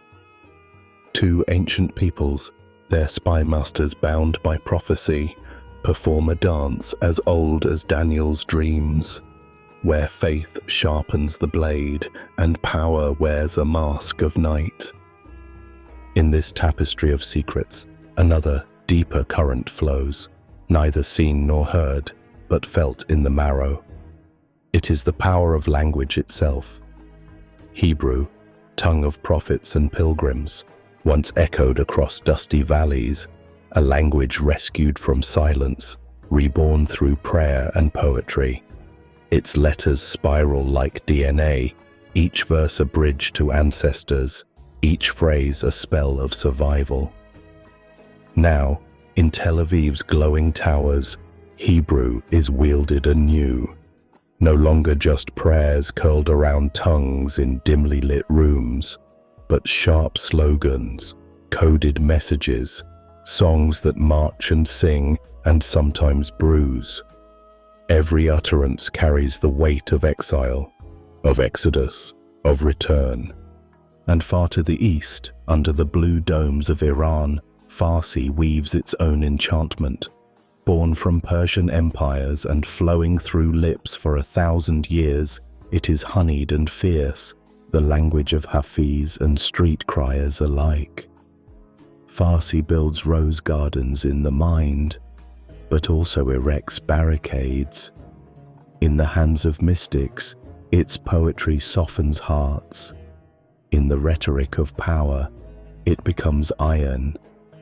Verses twisted into banners, rallying the faithful, coloring the airwaves with promise and warning.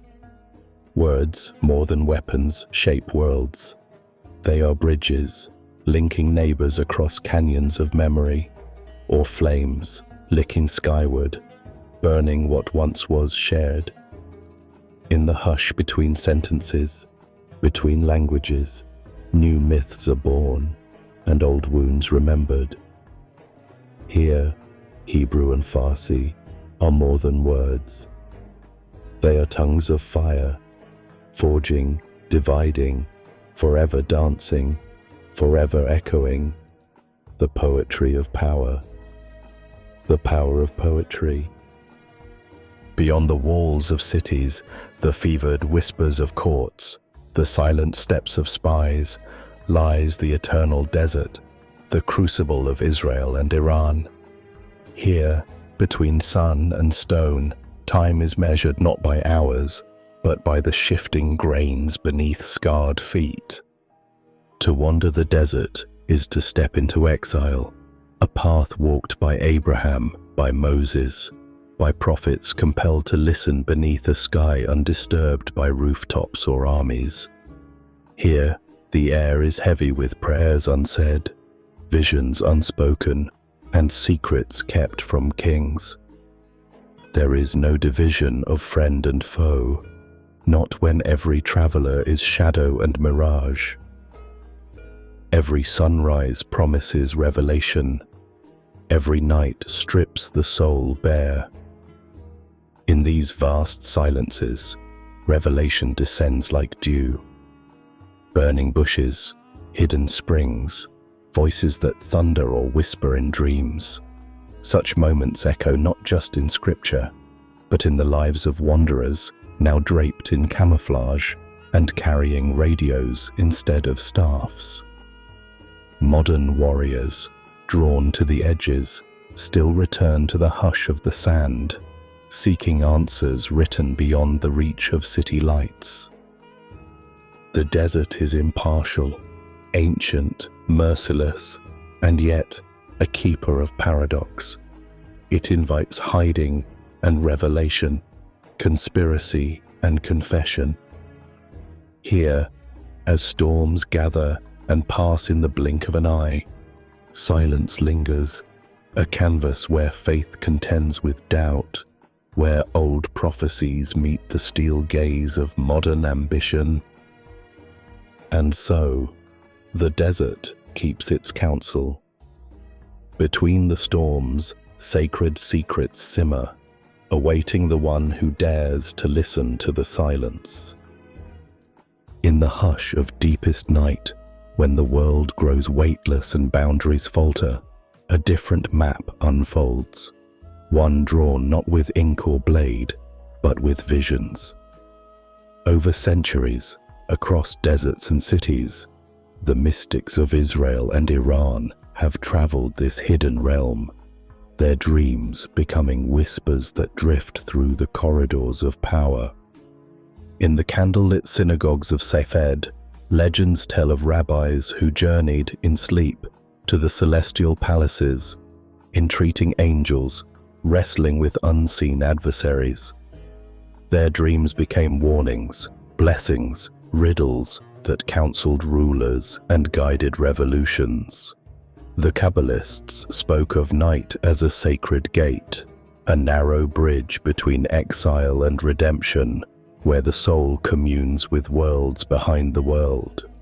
So too, across the Zagros mountains and through the gardens of Shiraz, Sufi mystics surrendered to nocturnal vision, their slumber pierced by rivers of silver light. Imams and poets awoke from dreams heavy with omens, stars falling, swords aflame, gardens blooming from barren dust.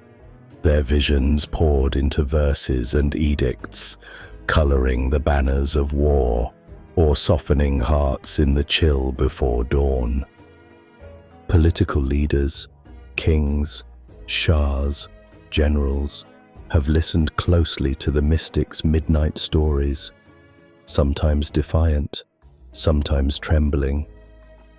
Dreams have justified great marches and secret ceasefires. Visions have been used as torches to ignite faith, or as veils to mask intention. In these lands, where prophecy and politics intertwine, the night is never empty. Each dream, stirring in the deep hours, leaves its trace, a subtle pattern woven into the fabric of fate. And so the dreamers continue their sacred listening, shaping nations even as they sleep, cradled in the gentle arms of night. Beneath the restless sky, stone and story entwine, forging monuments that pulse with ancient memory. Jerusalem's Temple Mount rises, crowned with longing and lament, a patch of earth weighted with millennia of prayer, conquest, and trembling hope. Every slab whispers with the footfalls of prophets, exiles and conquerors, while the shadows of countless dawns still flicker against weathered limestone. On this summit, faith and power converge in electric silence. Every stone seems to burn with the fire of devotion, an axis where rivals and worshippers alike have stood, hearts thundering, claiming their place in prophecy. Here, the sacred is never separate from the political. Every step is haunted by visions of temples razed and rebuilt, banners lifted and torn down. To touch these stones is to feel the pulse of centuries, of dreams fulfilled and denied, of peace bargained and betrayed. Far to the east, beneath the deep indigo sky of Iran, other cities shimmer with their own sacred gravity: Persepolis, Esfahan, Qom. These are not merely collections of stone and street, but sanctuaries where the divine once walked, where the air itself is thick with myth and invocation. In Qom, the lamps of pilgrims flicker through the night, illuminating courtyards infused with centuries of yearning and resistance. Persepolis, half swallowed by sand, stands as a silent testament to vanished empires, its carved pillars whispering the half-remembered tongues of kings and priests. Across these hallowed geographies, the boundaries between mortal and immortal dissolve. Sacred ground becomes a living battleground, each courtyard, each walkway, marked by invisible footprints of martyrs, prophets, and revolutionaries. Ambition and adoration entwine in a tense and endless waltz.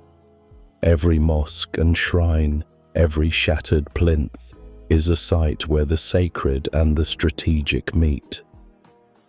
Here, stones are more than earth. They are embers in the storm, contested by prayer and proclamation, by the dreams of the faithful and the designs of the powerful. Jerusalem's gold-lit hill and Iran's mythic streets. Together, they form a constellation of longing, a network of fateful crossroads, and history, ever circling, passes again and again through these stones of fire, where destiny is carved, contested, and carried into the uncertain dawn. Water, silent, elusive, silver-veined, has always been more than thirst or survival. In these lands, water is memory, a ribbon of prophecy winding through rock and sand. Its touch is sacred. Its absence is a blessing withheld. To drink is to join a lineage, stretching back through generations who dreamed by riverbanks and wept beside empty wells.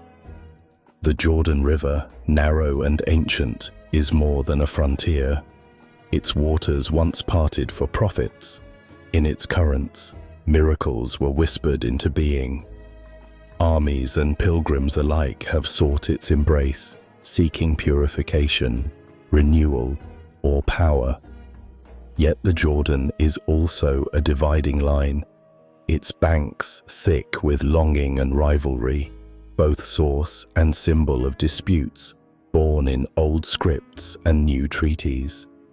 Each ripple, each eddy, bears witness to promises kept and broken, to hopes carried on its current and washed out to sea. Far to the southeast, The Persian Gulf glimmers beneath desert stars, a cradle of empires, a crossroads for traders, warriors, and seekers. Its tides pulse with legends of lost cities, and its depths conceal treasures and secrets. Here too, water is destiny, its shimmer igniting ambitions and animosities alike.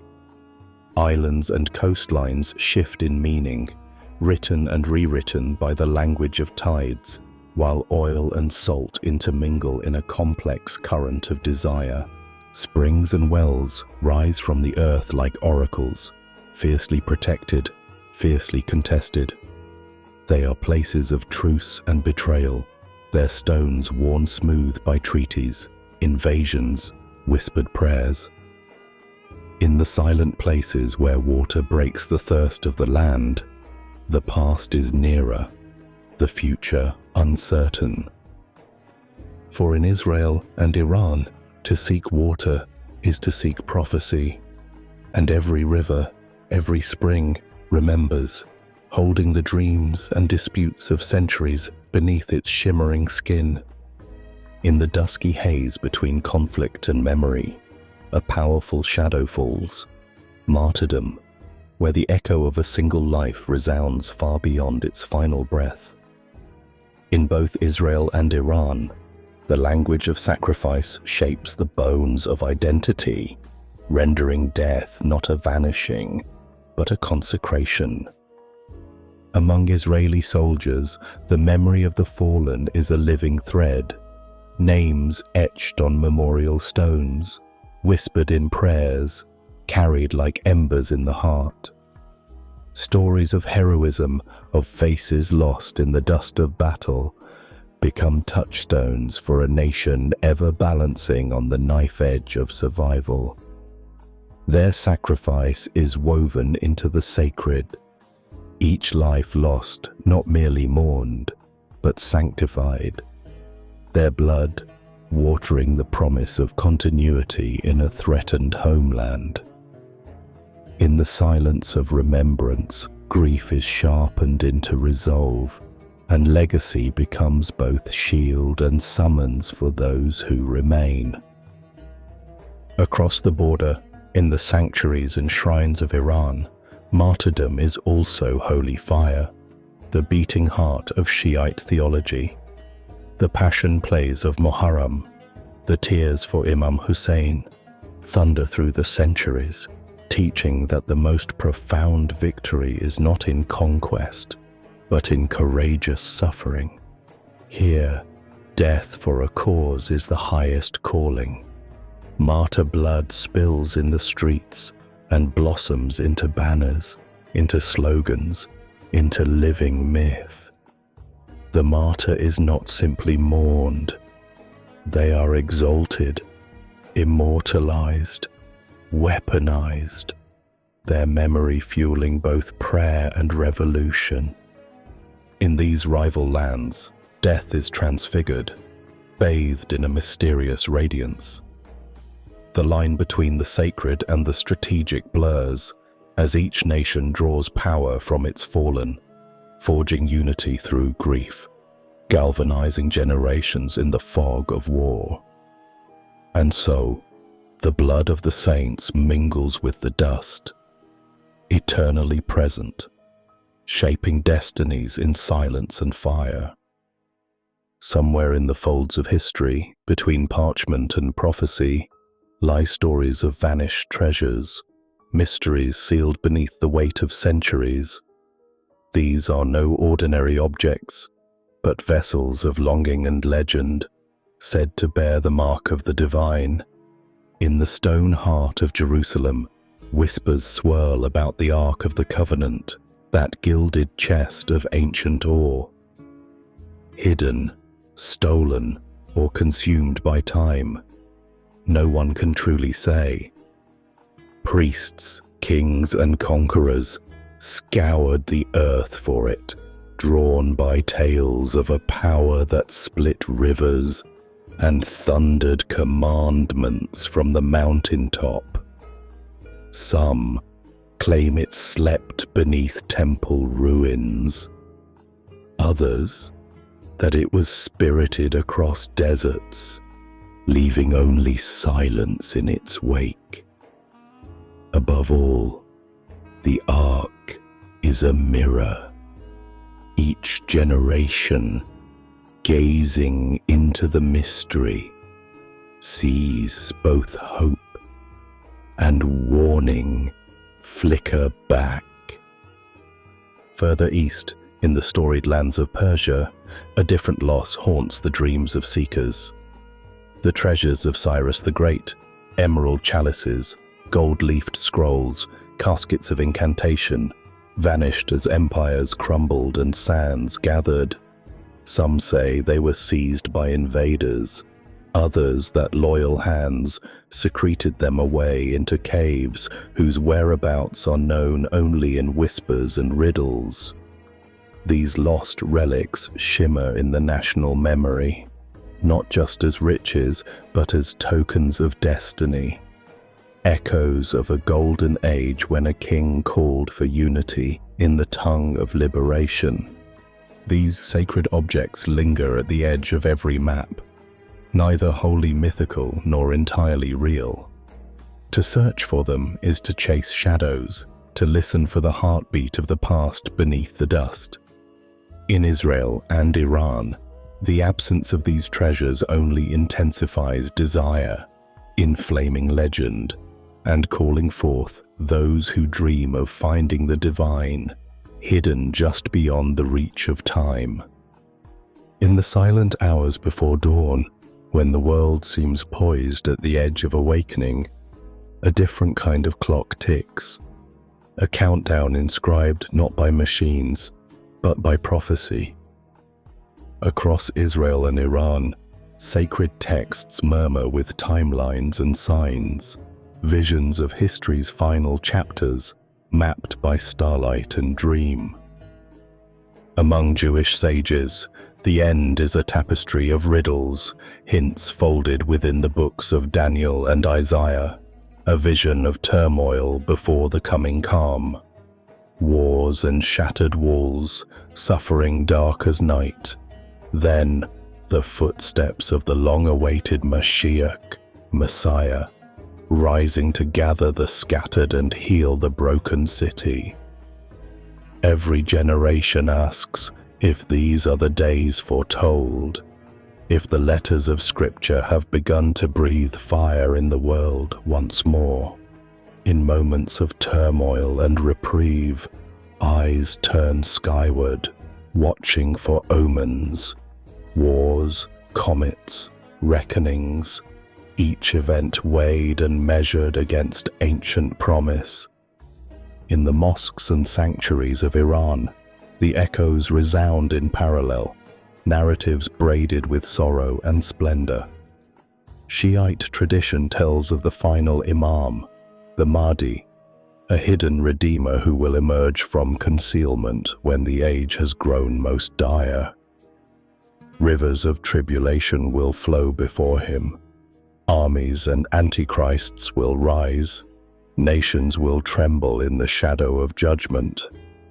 Yet through chaos, a hope persists, the world's remaking, justice restored to the valleys and marketplaces, the luminous return of the blessed.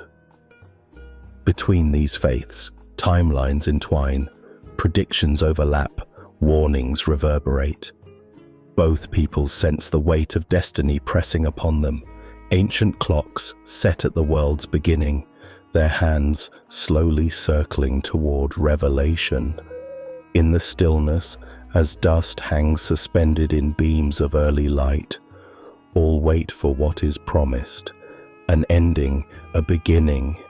The echo of final prophecy looms, haunting the dawn. In the half-lit corridors of history, shadows move with purpose, unseen, unnoticed, yet forever present. Across Israel and Iran, there are whispered tales of the hidden ones, secret societies, veiled brotherhoods, circles of initiated souls who guard truths too sharp, too sacred, or too dangerous for the halls of power. In ancient Jerusalem, as moonlight cut through crypts beneath the city, silent orders gathered by candlelight. Some claimed descent from prophets or priests, stewards of forbidden scrolls, bearers of ancestral codes. The Kabbalists, weaving secrets from the Zohar, met in the hush of midnight, their prayers turning the very air electric.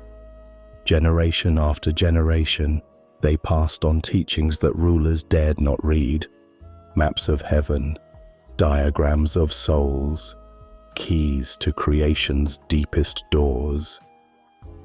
And in the winding alleys of Iran, echoed by the resonant call to prayer, Sufi dervishes and mystics kept their own treasures hidden. Manuscripts inked with poems and paradoxes, stitched into cloaks or buried beside sacred springs, survived inquisitions and revolution. The Bektashis, the Nizari, the seekers drawn to luminous silence. They protected wisdom not meant for ordinary eyes, preserving lights kindled before the birth of empires and visions of unity shimmering behind everyday veils. For both lands, these secret keepers are neither entirely of the world nor apart from it. They are the silent scribes, the watchful guardians who pass forbidden texts hand to trembling hand. Their oaths are made in whispers, their gatherings marked by secrecy more ancient than any wall or crown. As the powerful sleep uneasy, the hidden ones continue, guardians of forgotten light, cradling embers of knowledge in the dark, waiting for the rare moment when the world is ready once more to behold what lies beyond the veil. Melodies drift through chambers of memory, crossing thresholds where words fall away.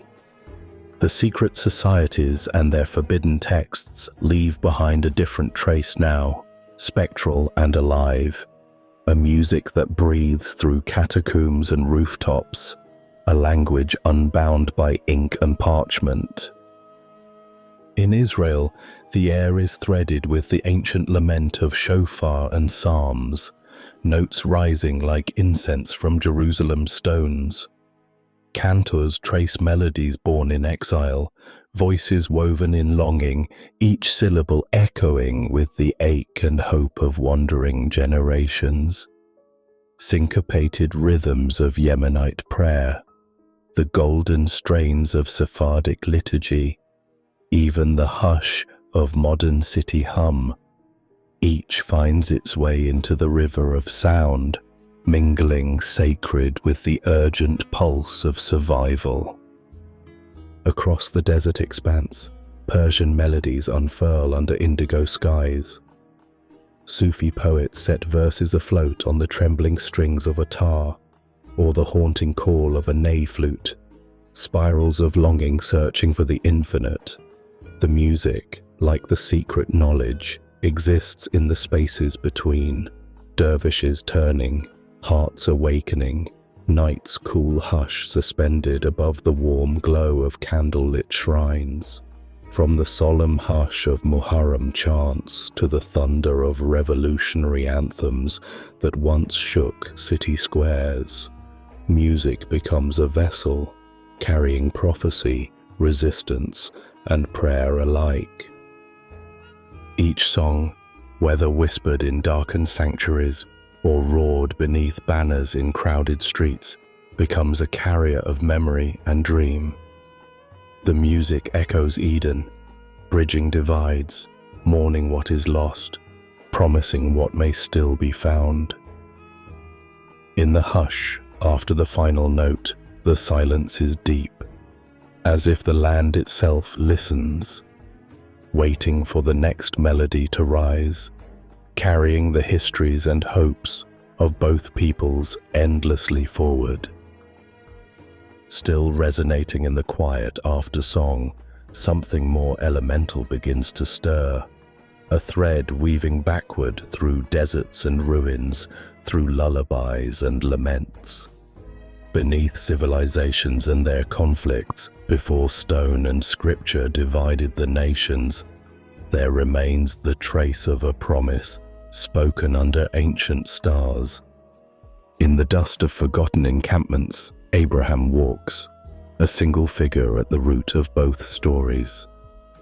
His steps imprint both Israel's dreams and Iran's ancestral memory.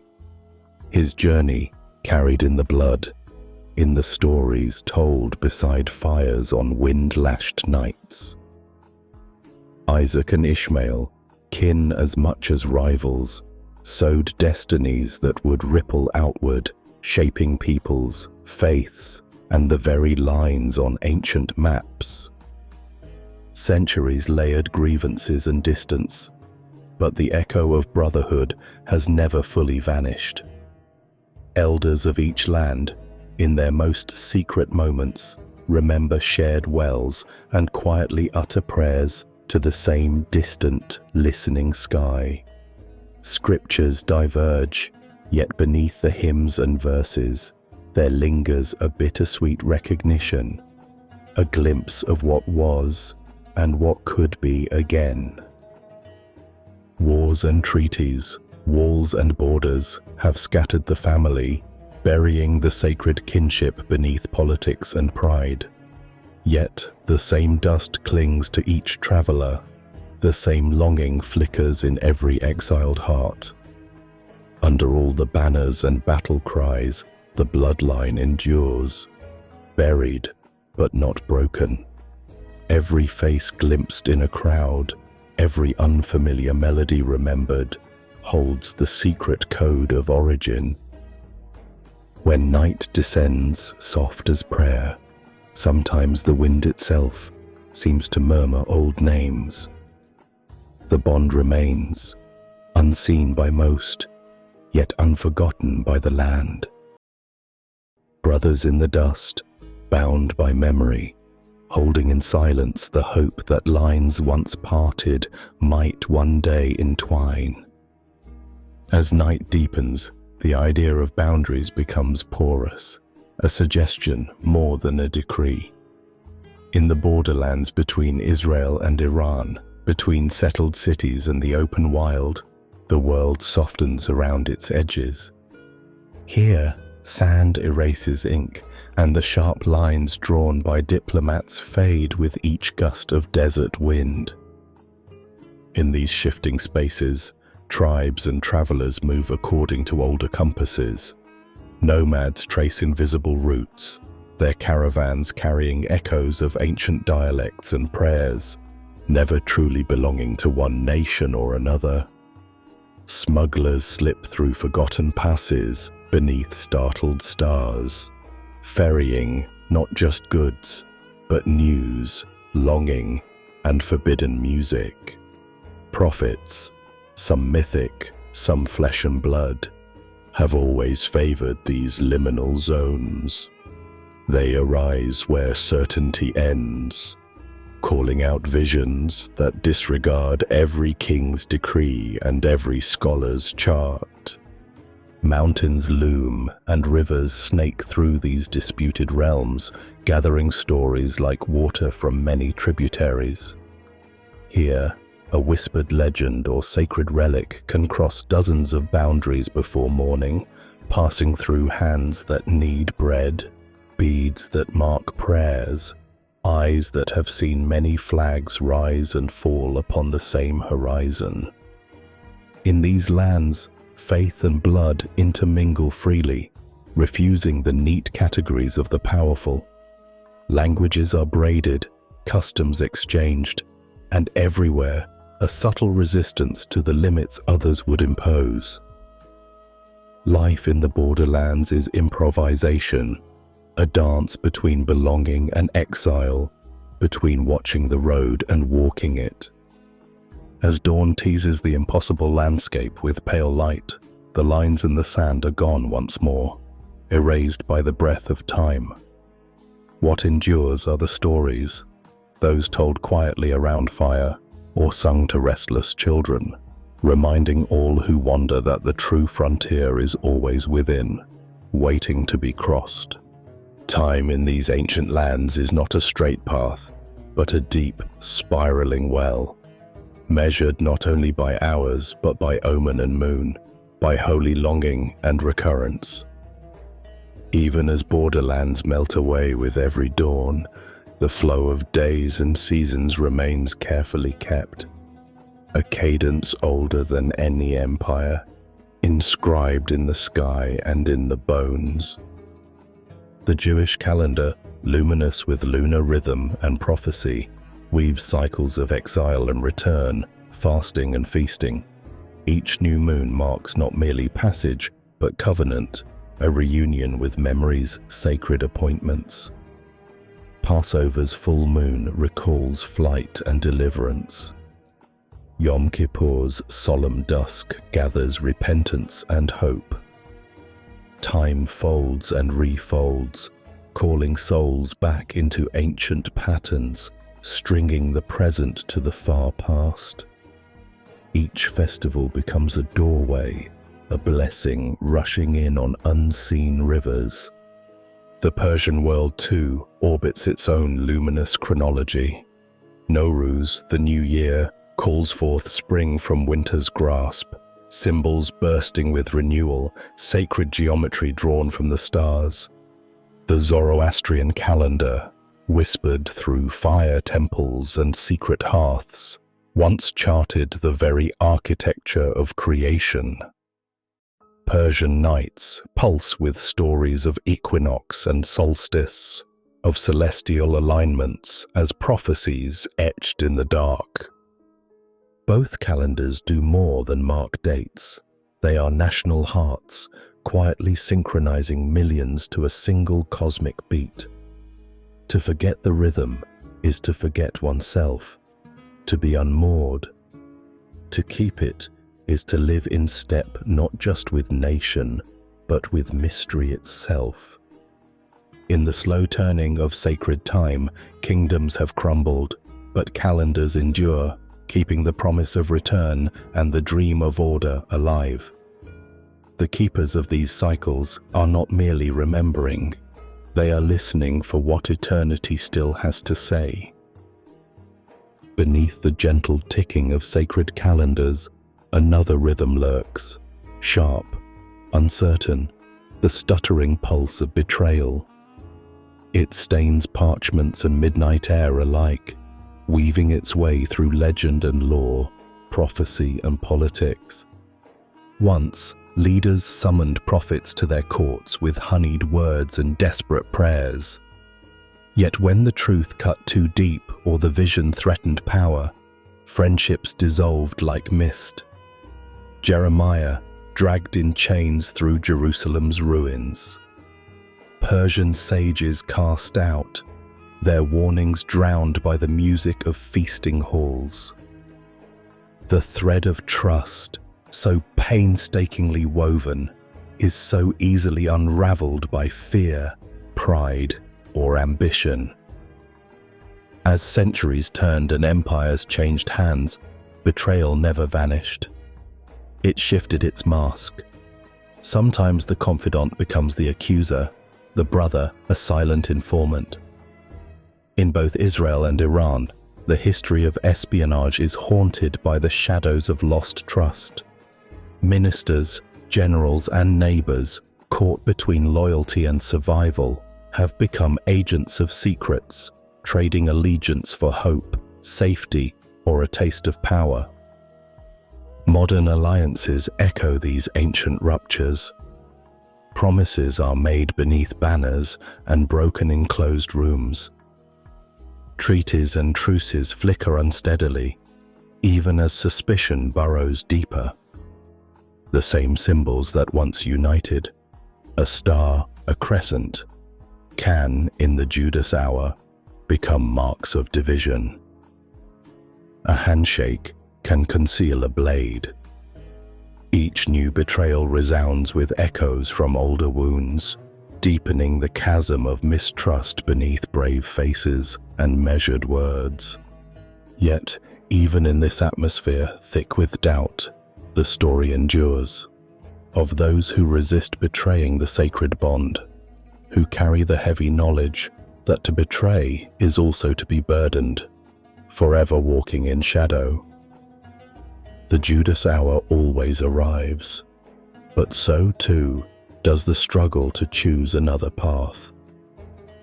Within the darkness, fire has always spoken, its language older than any written word, flickering through the story of both peoples.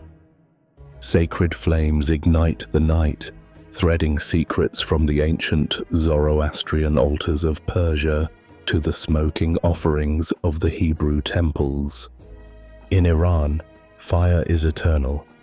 Beneath domes of quiet earth, the Zoroastrian priests tend to their undying flames, embers passed hand to faithful hand, never allowed to wither.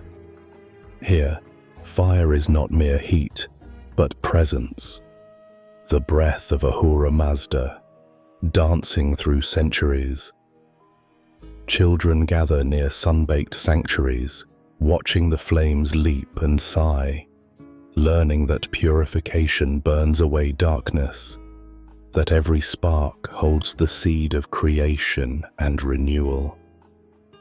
In Israel's memory, the altar fire once rose in golden courts, a pillar of smoke ascending from Jerusalem's sacred heart. Offerings burned, grain, oil and flesh, a fragrant bridge between nation and divinity. There, amid music and ash, the Israelites looked skyward, seeking a sign that their hopes, their confessions, were accepted. To keep the flame kindled was to keep covenant alive, to let it die, unthinkable. Throughout exile and return, fire has marked destruction and rebirth. Shrines and temples were consumed, ashes scattered but not forgotten, for the ancient wisdom insists, what is devoured by flame is also transformed. Fire reveals, destroys, protects, and sanctifies. It speaks in riddles, crackling with the promise of both wrath and mercy. Across the centuries, this ever-burning flame endures as sentinel and symbol, a trembling witness to faith, a reminder that the divine presence, however hidden, cannot be extinguished. In every midnight, in every prayer, its light persists, calling hearts to remembrance, to awe, to the hope that some fires blessed by heaven will never go out. Fire remains even when memory falters. Across the windswept plateaus of Iran, descendants of Zoroaster still gather around altars where flames have never slept, sheltered within stone walls and whispered prayers. The light glows with more than warmth. It is the eternal eye, the vigilant heart, the visible breath of divinity. In the remnants of Jerusalem's ancient courts, the vision of the perpetual fire endures in longing and ritual. Each Sabbath candle, each Hanukkah lamp flickers with echoes of vanished temples. The dancing tongues of fire are not only memories, but living petitions, cries for protection, forgiveness, and the rekindling of covenant. Fire destroys, yet it also reveals. Prophets wrapped before burning bushes, kings tested by heavenly embers, ordinary souls purified and judged in the heat of trial. From the ashes, new beginnings rise. To both Jews and Persians, the persistent flame is voice and veil, marking where the sacred and the mortal touch, a line of gold in the dark. Even as borders are drawn and broken, as betrayals flicker and fade, the sacred fire continues in silent dialogue with the ages. Within its glow, hope and holiness endure, a mystery ever burning, speaking still. Exile drapes the land in silence, a presence as steady as the moon that watches over restless roads.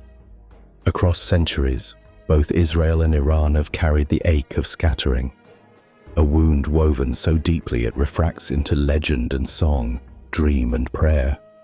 For the Jewish tribes, each step away from Jerusalem's gates was a thread torn from home's tapestry. Cities faded behind them, replaced by desert winds, unfamiliar tongues, cold waters. Yet in the wandering, a peculiar strength was born. Exile became a school of memory. Every meal tasted of longing, every Sabbath candle lit was a tiny defiance against forgetting. Even as kingdoms rose and fell around them, the people gathered their broken fragments, carrying them forward in scrolls and lullabies, in whispered blessings for an eventual return. For Persians too, the collapse of empire heralded a spreading of stars across the dark.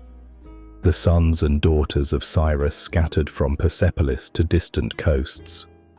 Yet exile, stripped of crown and certainty, did not erase the sacred.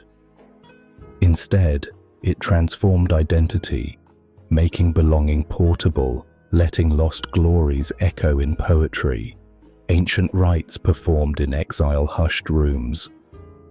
Through every displacement, a current of longing ran, binding the far-flung together with unspoken hope and silent pride. Exile's true alchemy is this: it turns loss into endurance, sorrow into sanctity. Not a forgetting, but the cultivation of elsewhere, faith that survives beyond walls, love that remembers a vanished garden. Both peoples, turned outward like scattered stars, shine with a hidden radiance. In the hush that follows destruction, in the waiting between homecomings, a quiet power grows, a constellation illuminated by yearning, indestructible, and known by the one who keeps watch through every wandering night. There are nights, darker than memory, deeper than exile, when even the faithful cannot hear the voice they ache for. The prophets have fallen silent, the heavens seem withdrawn, their once bright language fading into an immense and sacred hush. In Israel and Iran alike, this silence becomes its own kind of prophecy, a riddle stitched into the shadows. In Jerusalem's long, sleepless watches, priests once waited for oracles, their hearts straining for the flicker of a vision, the echo of command. Sometimes their waiting yielded only silence, the scrolls still, the temple's inner court filled not with words, but with an absence shaped like longing. The sages wrote of the Hester Panim, the hiding of God's face, a divine seclusion that tests the soul, insisting faith learn to see in darkness. So too, in Persia's gardens and desert sanctuaries, the mystics tell of a time when the gates of wonder are closed, the signs grow faint, miracles recede, and the heart must journey by the dim light of remembrance. Sufi poets sing low of divine retreat, teaching that silence is not absence, but an invitation, a quiet in which deeper listening becomes possible, and the soul's true shape is revealed between the beats of yearning. Both peoples learn to search for subtle traces, a whisper behind dream, an unexpected kindness, the hush that settles on prayer. To endure the quiet of God is to dwell within a sacred void, knowing that absence is not emptiness, but a hidden fullness waiting out of sight. And so the silence becomes a lesson, a sanctuary of its own, where mystery deepens and the spirit leans closer, finding in the quiet a new language, waiting to be heard. Night settles softly over the resting places of the lost, over hills and plains where memory is etched into stone. In both lands, the burial grounds speak in quiet tongues, the silence interrupted only by the sigh of wind or the soft footfall of the mourner. On Mount Herzl, rows of gravestones catch the pale morning light. Each name carved in granite anchors a story, a life given to the weaving of a nation's fragile tapestry. Flags and wildflowers lay gently atop the earth. Here, the living come to listen. A mother's whispered prayer, a child's trembling hand on cool stone, all part of a sacred dialogue between worlds. These fields are more than a ledger of loss. They hold a country's courage, their presence sanctifying the present, passing down silent commandments to endure and remember. In Iran, beneath cypress trees and the crimson banners of martyrdom, other sacred fields bloom. The cemeteries of martyrs grow at the edges of cities and in the hearts of villages, a tapestry of photographs and fluttering ribbons, voices echoing from beneath the soil. The living walk carefully here, for each grave is a wellspring of legacy, each martyr's stone a sermon carved not with words, but with sacrifice. Rituals rise like incense, hands brushed over dust, tears soaking into roots, poetry left folded behind granite lips. Here, too, the dead are not gone. Their stories nourish the living, breathing resolve into the next dawn. Across both lands, the earth remembers, each grave a seed of memory, awaiting the rain of prayer, the warmth of remembrance. In these fields of the fallen, the boundary blurs. The living and dead share their silence, and the sacred ground becomes a bridge over the mysteries of time. Sometimes, the hunger for wonder proves too great, and mystery is no longer found, but fashioned. In both Israel and Iran, the shadows are crowded with forged relics, self-anointed prophets, and miracles spun from desperate longing, a theater where belief itself becomes both the script and the stage. There have been moments when treasures surfaced, gleaming with age and promise, a fragment of sacred scroll, a vial said to hold prophetic oil, a bone or blade whispered to carry the breath of the holy. Fingers tremble as faith flares. Skepticism is soothed by hope's gentle hand. Yet soon, a crack in the illusion, a scholar's suspicion, and the truth dissolves. The artifact was shaped by cunning, not by ancient hands. Nothing is as fragile as trust, yet nothing burns so hot as the yearning to believe. False messiahs, too, have risen from turbulent ages, arriving wrapped in riddles and fire, rallying the lost, promising swift redemption or revenge. Crowds gathered in torch-lit streets, swept up in furious song, willing the world's wounds to heal with a single gesture or sacred word. But when dawn came too slowly, the truth unraveled, leaving grief and shattered certainties behind. False visions persisted not out of malice alone, but from the longing to see the miraculous where only silence and struggle remained. Manipulated miracles flickered like candles in the wind, conjured by the hands of tricksters and tyrants. Each deception, each story gilded by hope and necessity, wound itself into the fabric of memory. In the shifting borderlands between faith and fiction, both nations have learned that the lies we choose reveal the shape of our need, shadows of truth cast by a restless light, calling each generation to seek, to doubt, to dream anew. In histories written with thunder and steel, it is easy to overlook the quiet constellations, those women whose radiance shapes destinies from behind drawn curtains and silent prayers. Beneath desert stars and city lights, their presence weaves through scripture, through story, through the quiet pulse of revolution. In the sacred texts, women appear as wellsprings of courage and mystery. Sarah's laughter defies fate.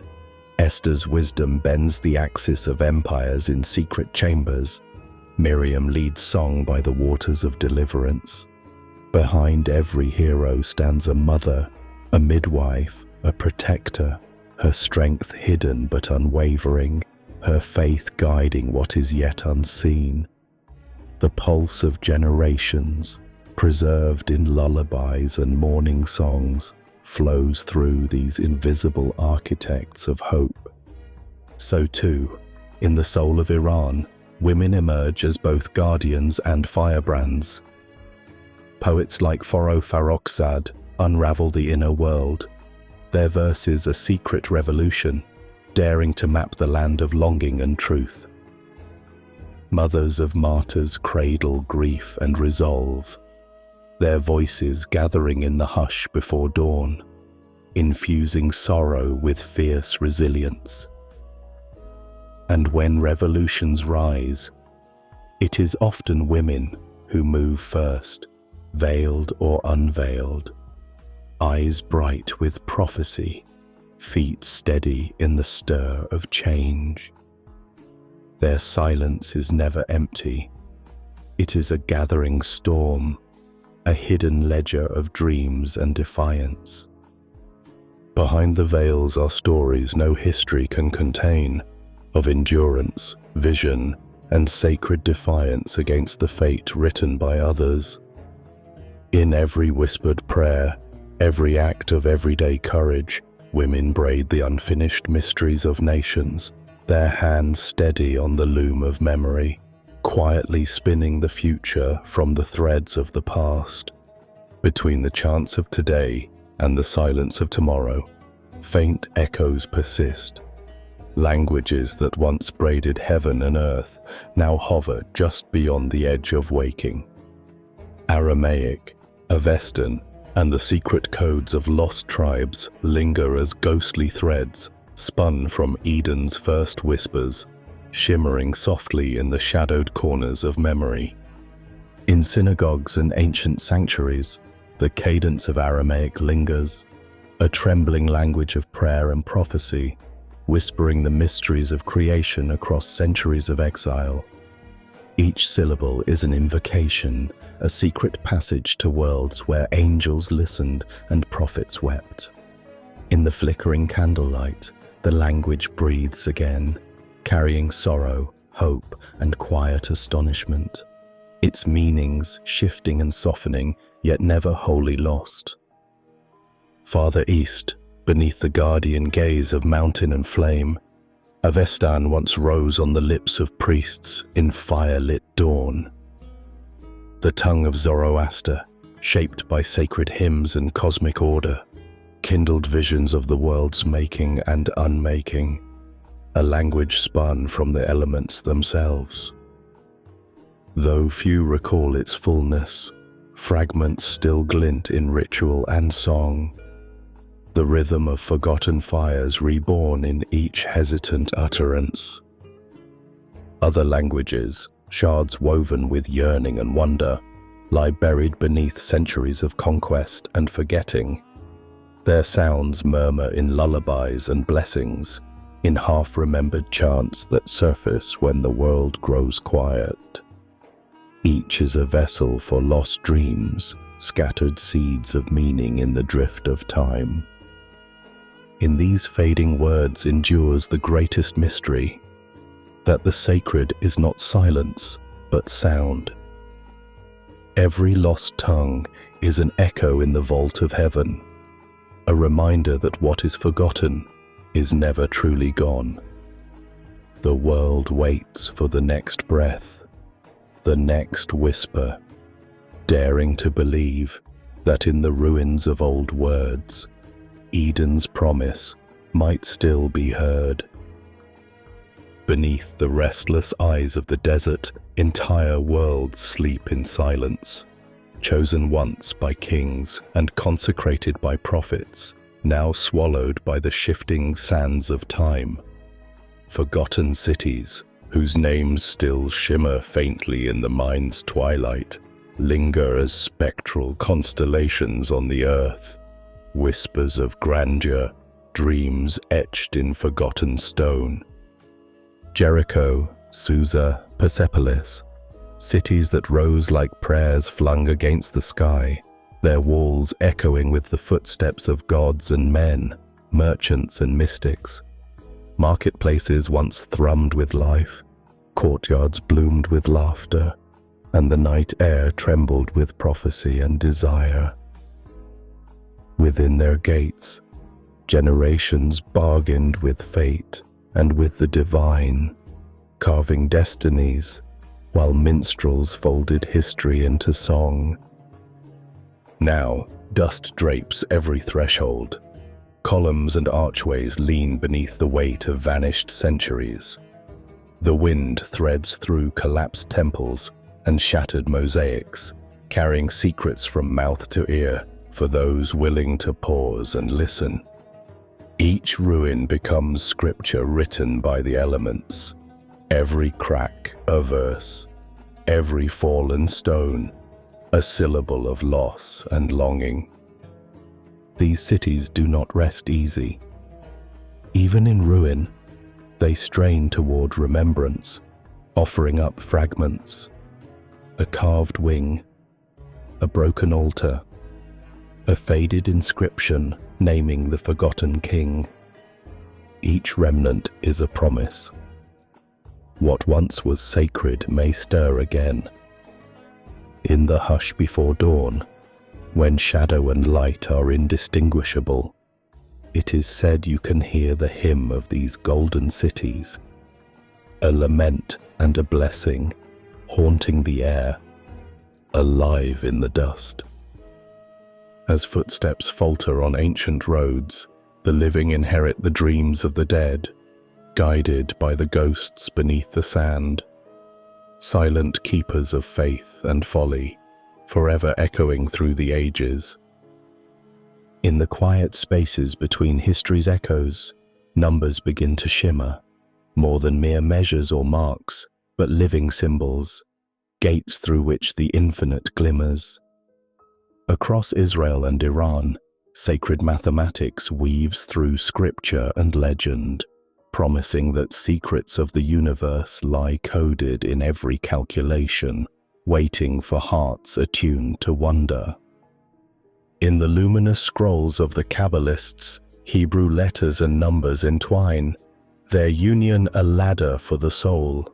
Every word holds a hidden sum, every verse a pattern, the 10 Sephirot guiding channels of divine light, the mystical 72 names, breath and silence rendered in numbers that swirl and spark. Gematria, the holy art, dissects scripture until it yields its pulse, revealing that every exile, every return, every hope and heartbreak has its shadow in the mathematics of the sacred. For those who know how to see, numbers become doors, behind each, the breath of the One. Eastward, Persian mystics trace their own numerological rivers, etching talismans and weaving prophecies from the geometry of fate. Sufi poets ponder the sacred 7, the enfolded 9, the 12 cycles of creation turning silently beneath the stars. The lines of poetry hide equations that hint at the structure of the soul, the walk of the world, the shape of longing pressed between 1 and 0. In the mind's quiet, the faithful recite holy numbers, believing each repetition draws the divine nearer, coiling meaning through every thought and prayer. Beneath all language, deeper than music or memory, these numbers breathe, patterns of revelation tracing the constellations, marking each step, each day, with unseen grace. The divine equation lingers everywhere, in footprints in the sand, the pause between heartbeats, the silent spaces where faith keeps count. In the tapestry of prophecy and myth, the living world is never silent. It breathes through animal forms, creatures enshrined in story, their shapes and spirits carrying messages too sublime or too dangerous for human tongues. Across the ages, in both Hebrew and Persian tradition, beasts have shimmered as omens, guides and messengers in the theater between heaven and earth. The lion, the roaring architect of courage and kingship. Judah's lion stalks through the scrolls, its golden mane crowned with justice and the promise of deliverance. In Persia, too, the lion stands beside the ancient sun, a guardian of royalty and an emblem of untamed will. Its gaze does not flinch from darkness. Its steps mark the ascent of nations, the rise and fall of tyrants. The lamb, by contrast, embodies innocence and atonement. Upon its gentle back, the weight of sacrifice rests. In Hebrew rites, it becomes the vessel for hope and forgiveness, a signal that gentleness itself can change the course of history.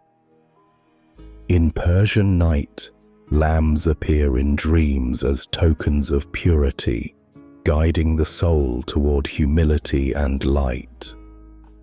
Serpents coil through both traditions, at once feared and revered.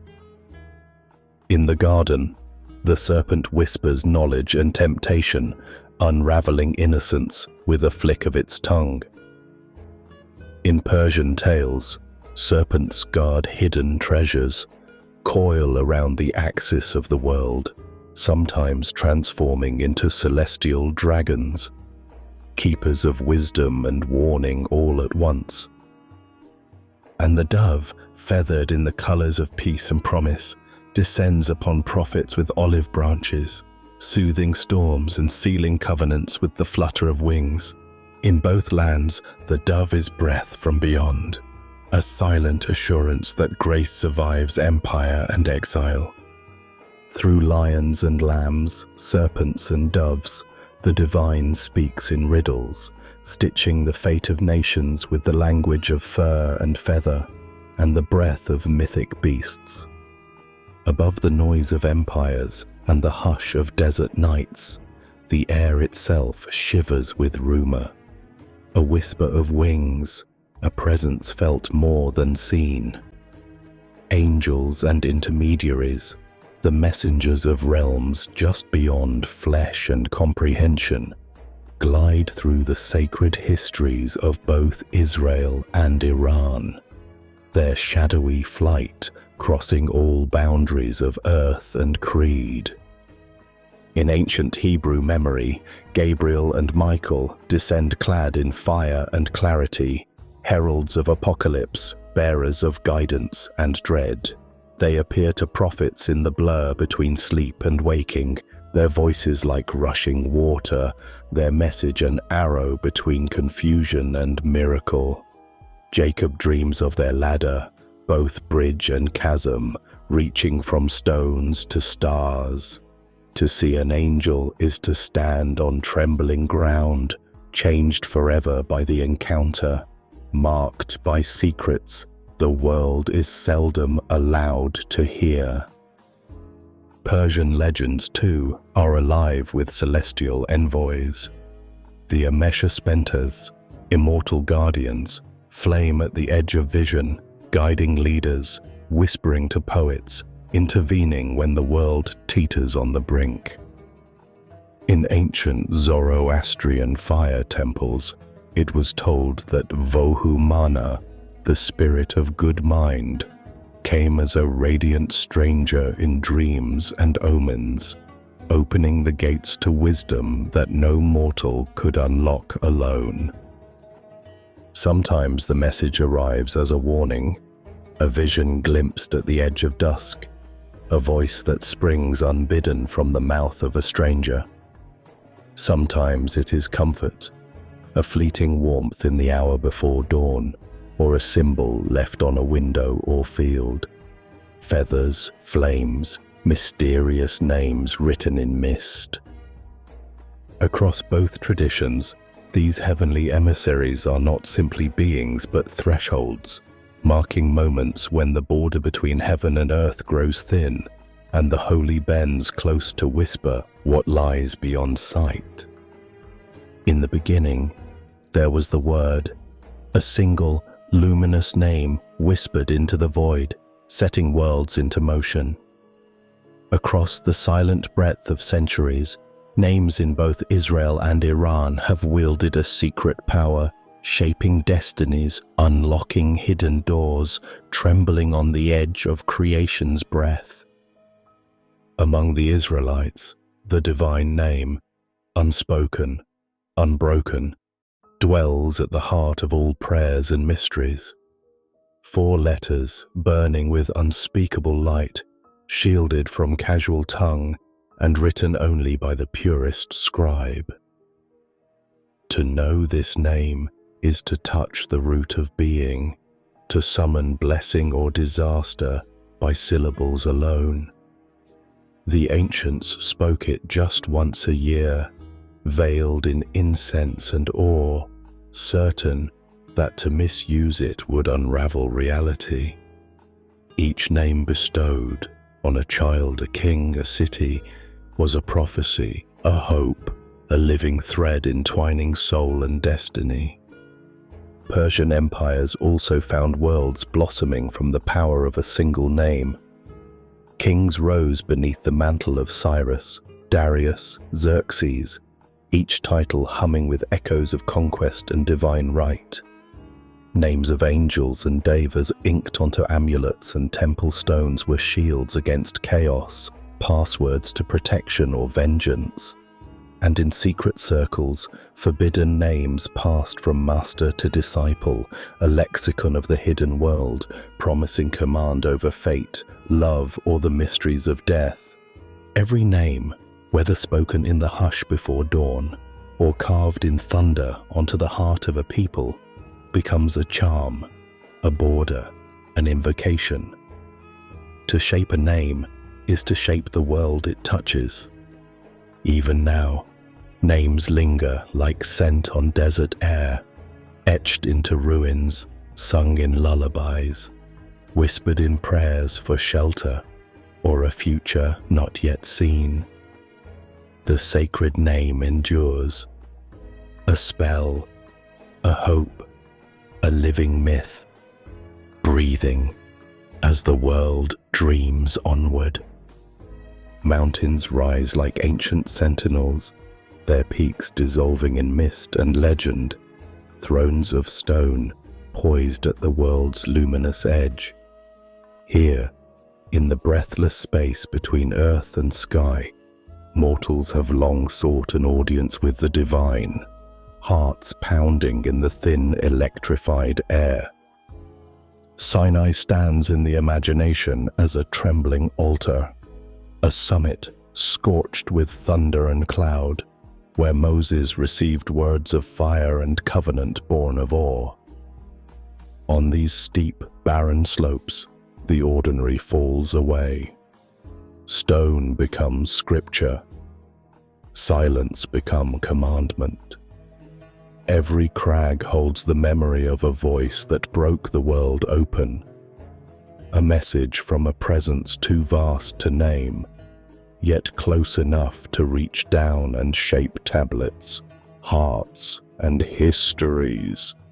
Far to the northeast, the Alborz Mountains shimmer on the Persian horizon, snow-capped and eternal. In their shadow, kings dreamed of immortality, and the old tales tell of gods and devas climbing twilight paths where mortals follow with hesitant reverence.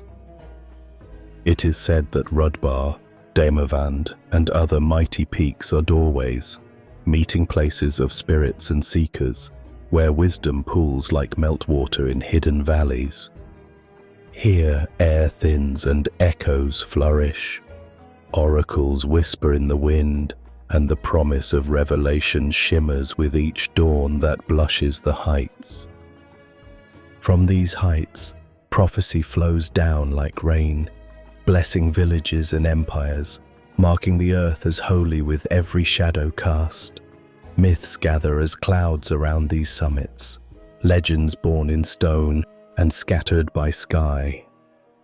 Every mountain is a boundary that invites crossing, a stairway to mystery. In thirst and wonder, generations climb toward the heavens, certain that somewhere on the trembling ridge between worlds, the sacred still waits, calling each soul to ascend. Yearning pulses beneath every story told in exile, a longing as elemental as breath, carrying both Israelis and Iranians through centuries of wandering and waiting. In the secret gardens of the spirit, each generation tills memory like emerald soil, cultivating visions of return to a lost Eden, a vanished city, a time when blessing and belonging were one. For Zionists, the dream spiraled through centuries of dust and displacement, glowing like an ember tucked inside a prayer. The yearning for Jerusalem, for the touch of its stones, the whisper of its olive trees, became not only a promise, but a covenant, an ache braided into daily ritual. Each turning year at Passover, voices murmur, "Next year in Jerusalem," and hands reach across oceans and epochs, tracing the path homeward through song, story, and silent hope. Zion, in its luminous ache, is more than geography. It is the soul's unfinished garden, lush with prophecy and the memory of beginnings. In the Persian heart, a parallel dream beats. Restorationism, the yearning to revive the glories of Persepolis, to return to the wellspring of Cyrus's vision, to claim again the grandeur lost to conquest and time. Exiles everywhere whisper of Shiraz's rose gardens and the silent call of Zayande's waters. Through poetry and ritual, the longing becomes sacred garden work, rebuilding not just lost palaces, but the vanished harmony between people and paradise. To restore is to recover Eden, a return to a place both physical and mythic, found only in the union of memory and hope. These dreams are rivers flowing beneath the surface of history, always moving, never drying, forever calling the scattered home. In every yearning heart, gardens bloom in exile, and at the threshold of every prayer, the longing to return endures, undiminished, immortal as the sun. Beyond every earthly court and shifting throne, there exists a gentler, more mysterious tribunal, the infinite scales of heaven, balanced by hands no eye can see. In the hearts of Israel and Iran, where myth and law entwine, divine justice settles softly, measuring sin and virtue not with the coldness of punishment, but with the warmth of transformation. Within the shadowed colonnades of temple and mosque, elders teach that the soul is weighed by its intentions, its kindness, its trembling regrets. In Jewish tradition, the Book of Life opens each year, pages luminous with deeds real and remembered. Repentance, teshuvah, is not the end, but the beginning, a turning back, a cleansing that restores lost innocence. Judgment Day is met with awe, not just for what it threatens, but for what it promises. The possibility that each soul, however broken, may yet be made whole. Persian mystics speak of a cosmic bridge, razor-thin and shimmering. Here all must pass, redeemed not by might, but by mercy and the gentle balance of good against ill. Sin becomes shadow, clinging but never eternal, and redemption a process of refining, as gold is tested by fire and sorrow softens into wisdom. The Avesta sings that the final judgment is a river of molten metal that cleanses, not destroys, a crucible that heals and remembers every spark of goodness. In both traditions, the justice of the invisible is patient, lingering in every act of honesty, every secret kindness, every cry for forgiveness.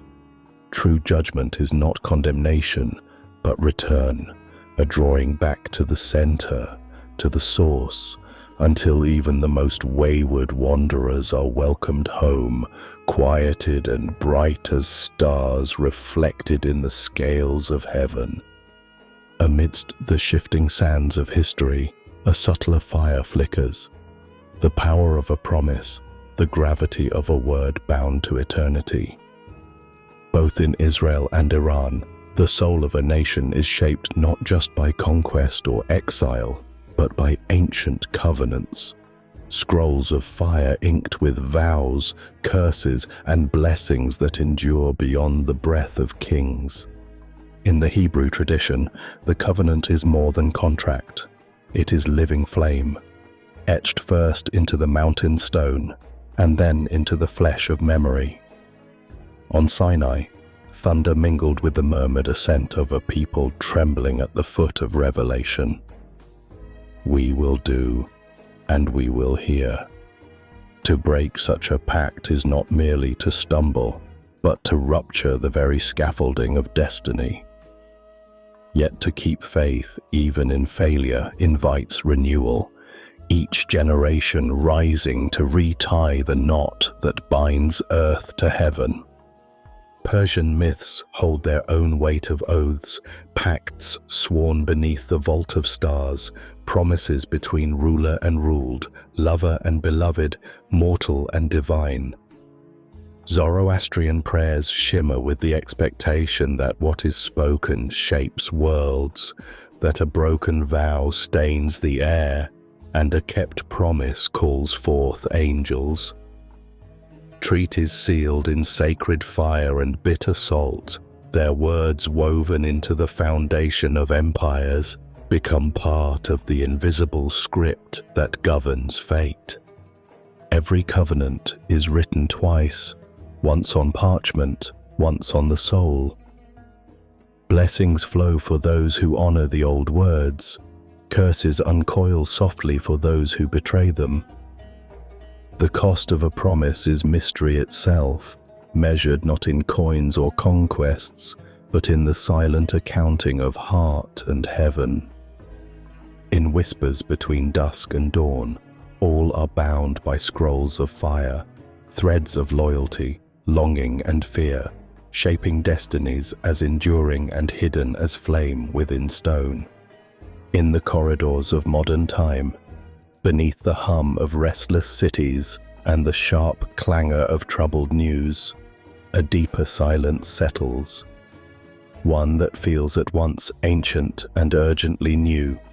The people of Israel and Iran, keepers of millennia of faith, now find themselves straining to hear a voice grown quiet, a presence grown hidden behind the gauze of reason and the storm of history. The prophets have ceased to thunder, miracles seem borrowed from another age, and prayer rises unanswered into the listening dark. This emptiness can wound, a sense of abandonment, a fear that the throne, once ablaze with glory, now sits shrouded, echoing with absence. Each nation feels, in secret hours, the ache of forsakenness, the longing for a sign, the yearning for even a flicker of certainty. Yet, within this void, a different kind of holiness begins to glow, silent and unhurried. In the very absence, seekers discover new forms of faith, faith that endures without reward, love that hopes without guarantee, hope that emerges where the world remains unhealed.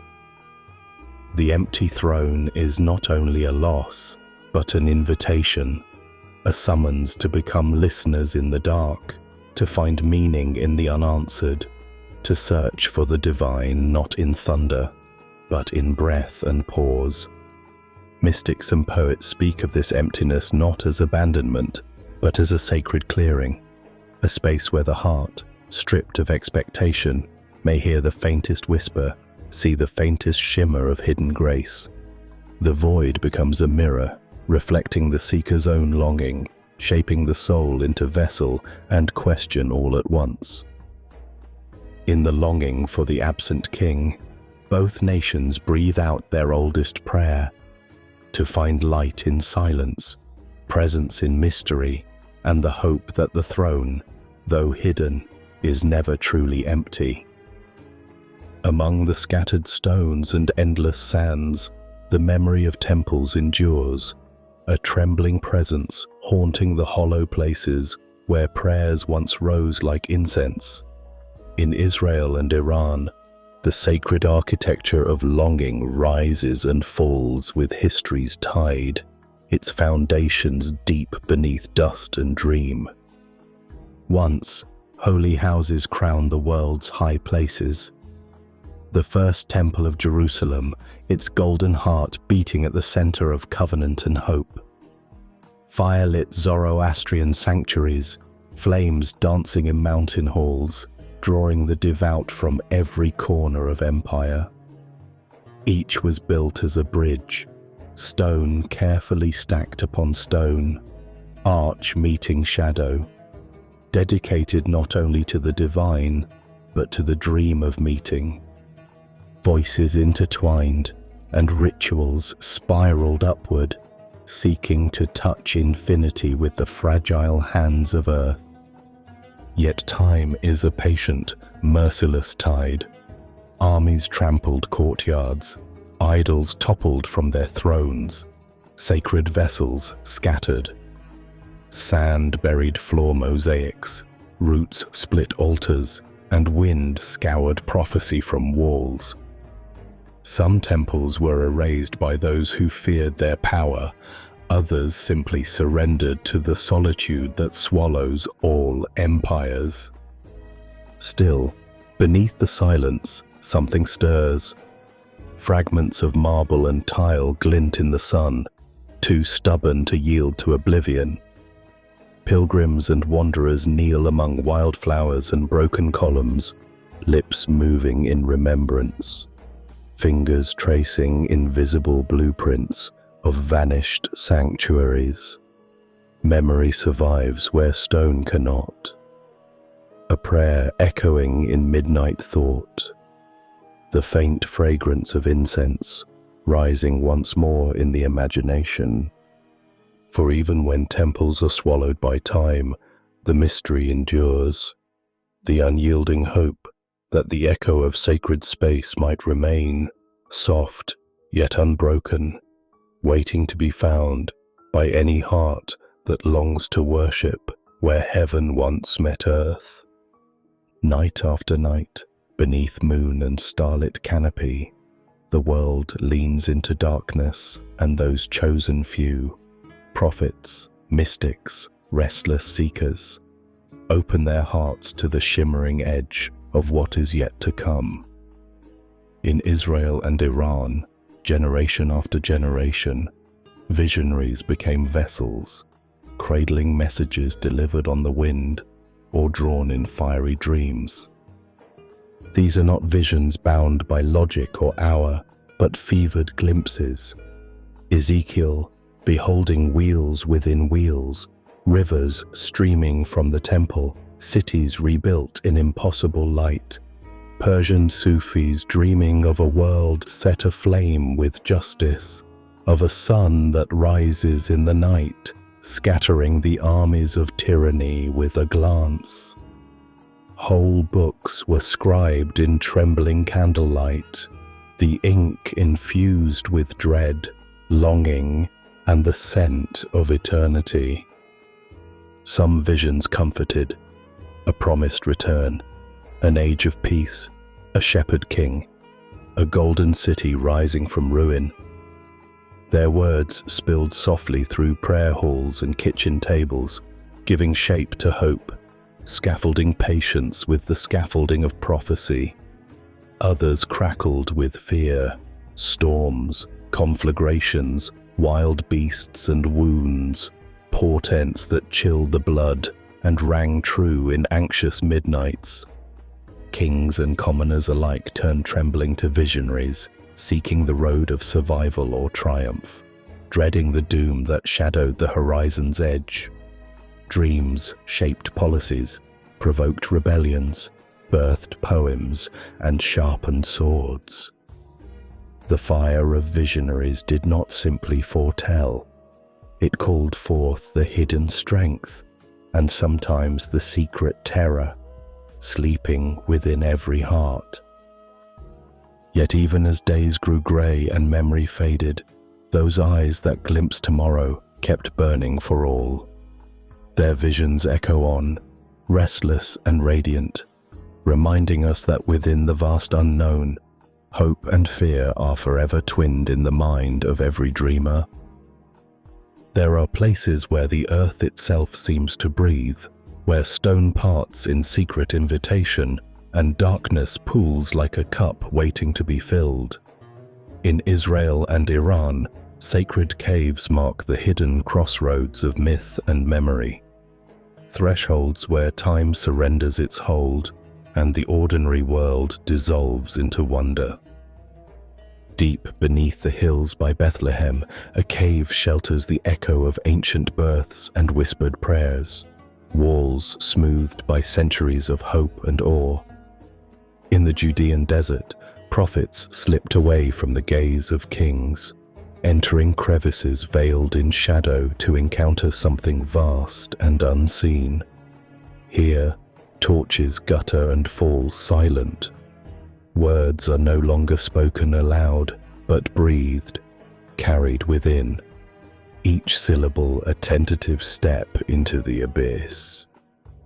Across the Persian plateau, beneath Zagros ridges and under the blue hush of twilight, other caves pulse with their own secrets. Zoroastrian priests retreated to these stony wombs, bearing fire and incantation. The air shivered with the voice of oracles, and the walls drank dreams. Messages bestowed where no sun reached, received as a hush, a vision, a trembling decree. In each chamber, the mystery deepened. Was it the earth itself that spoke, or the divine pressing close in the silence, shaping spirit and fate in darkness? Emerging from these caves, hearts carried more than answers. They bore the memory of encounter, a certainty that revelation and transformation are born where the world is most hidden, most quiet. In the cool embrace beneath the mountain, the mouth of the earth opens and closes, and for those who dared to listen, eternity left its mark, carved in stone and soul, waiting to be discovered by those hungry for wonder and unafraid of the dark. Within the hush of Earth's oldest chambers, where the world narrows to a tunnel of breath and shadow, all certainty begins to dissolve. Caves are the first sanctuaries, cradles for prophets, poets, and the desperate, where the ground becomes as sky, time as water, and darkness as womb. In the caves by Qumran, parchment secrets unfurled in flickering lamplight, prophets' scrolls, voices echoing through limestone, poured out in longing for a day still on the horizon. Elsewhere, in the caverns of Mount Carmel, seekers hid from swords and sunlight, the hush broken only by the pulse of revelation. a word carving itself along the stone, a presence flooding the silence, offering dream or dread by the drop. In Iran's Zagros and Alborz, sacred caves bore witness to whispered rituals, to fire kept burning far from empire's gaze. Priests and pilgrims pressed their hands against cool walls, feeling the living memory of earth itself, a legacy of syllables, visions, and the trembling hope that the gods still remembered their names. Always in these rare chambers, a question lingers. Is it the voice of the cave, the stone itself, that speaks? Or do these hidden spaces simply clear a space in the heart, so that what has always waited in silence may finally be heard? To enter such places is to be remade. Secrets linger in the mouth of the earth, carved in stone and dream, waiting for those who come seeking what cannot live in the light. In the pages between myth and memory, blood and belief become tangled threads, sacred battles where swords were lifted not for gold or king, but in answer to a voice that seemed to thunder from beyond the world. Israel and Iran alike hold stories where destiny was decided on the blade's edge, where heavens watched as mortals fought the wars of gods. On ancient plains beneath the burning sun, armies gathered beneath banners stitched with prophecy, their hearts pounding with faith and terror. Jericho's walls trembled at the blast of sacred horns. Warriors marched not just against flesh, but against the specters of defiance, the weight of divine command. Gideon's few routed the many, their victory inscribed as proof that the hand guiding them was not their own. With every fallen city, scripture was written in red, a legacy both hallowed and haunted. Farther east, the battlegrounds of Persia shimmered with myth, the defenders of light rising against the shadow of lies. In the legend of Rostam and Sorab, father and son met in tragic glory, their struggle echoing the eternal war between truth and deception. Zoroastrian warriors carried the sacred fire into the tumult, banners billowing above the roar, ancestral prayers igniting each charge. Every clash became an epic, destiny read in constellations, righteous fury mingled with the sorrow of loss. These sacred conflicts did not resolve so easily. The land remembers the echo of hoofbeats, the prayers for mercy uttered in dust and ruin.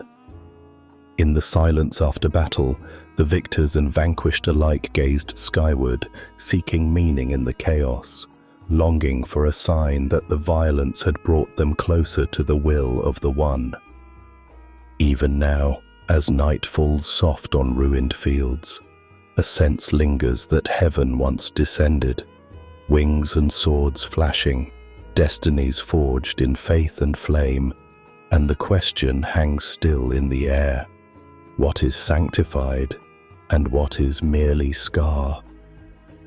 Across the shifting frontiers of legend, the earth shakes beneath feet driven by purpose far beyond the human. There are moments when the boundary between sky and soil dissolves and myth seizes history. Sacred battles when armies clash for something greater than crown or coin, when the name of God trembles on every blade. In Israel's chronicles, warriors march at dawn, led by prophets whose eyes reflect lightning. The walls of Jericho fall not to siege engines, but to the thunder of shofars and the raw force of faith unleashed. At Megiddo, the plain crackles with dread, the shadow of final reckoning gathering as ancient voices promise that Earth's fate may be decided here beneath the inscrutable gaze of heaven. In the storied folds of Iran, battles are staged between the children of fire and the legions of deceit. Rostam rides out in epic verse, lion-hearted, guided by dreams spun on the loom of the divine. Zoroastrian warriors bear flames into the chaos, their banners a silent invocation for the triumph of light over darkness. Each scar in the mountain, each silence after the charge, cradles the memory of prayers uttered in desperation and resolve. From blood-soaked valleys and haunted hills, the question rises: did the heavens truly descend with drawn sword? Were these victories foretold, or merely hoped for? In the morning lull after the cry of battle, survivors raise their eyes, not to glory, but to the horizon, searching the sky for a sign that the agony was hallowed. These are the wars where heaven and earth collide, where the poetry of courage and lament is written in dust, and where, still, the truth gleams, fragile as a blade, waiting beneath the weight of all that was fought and all that was lost. In the stillness of secret chambers, where the world's noise fades and candlelight flickers on dust-laden shelves, the scent of forbidden parchment lingers. Across the centuries in Israel and Iran, knowledge has often traveled in shadows, stories pressed into pages, destined for concealment or flame. Rulers and priests, guardians of order and fear, have hunted these books, sensing in their words a power that could unravel the fabric of the world they sought to control. Some scrolls were lost to conquest, hidden beneath floorboards, buried in walls, spirited away beneath moonless skies. Others were consumed in ritual bonfires, letters curling as if still whispering secrets as they vanished into ash.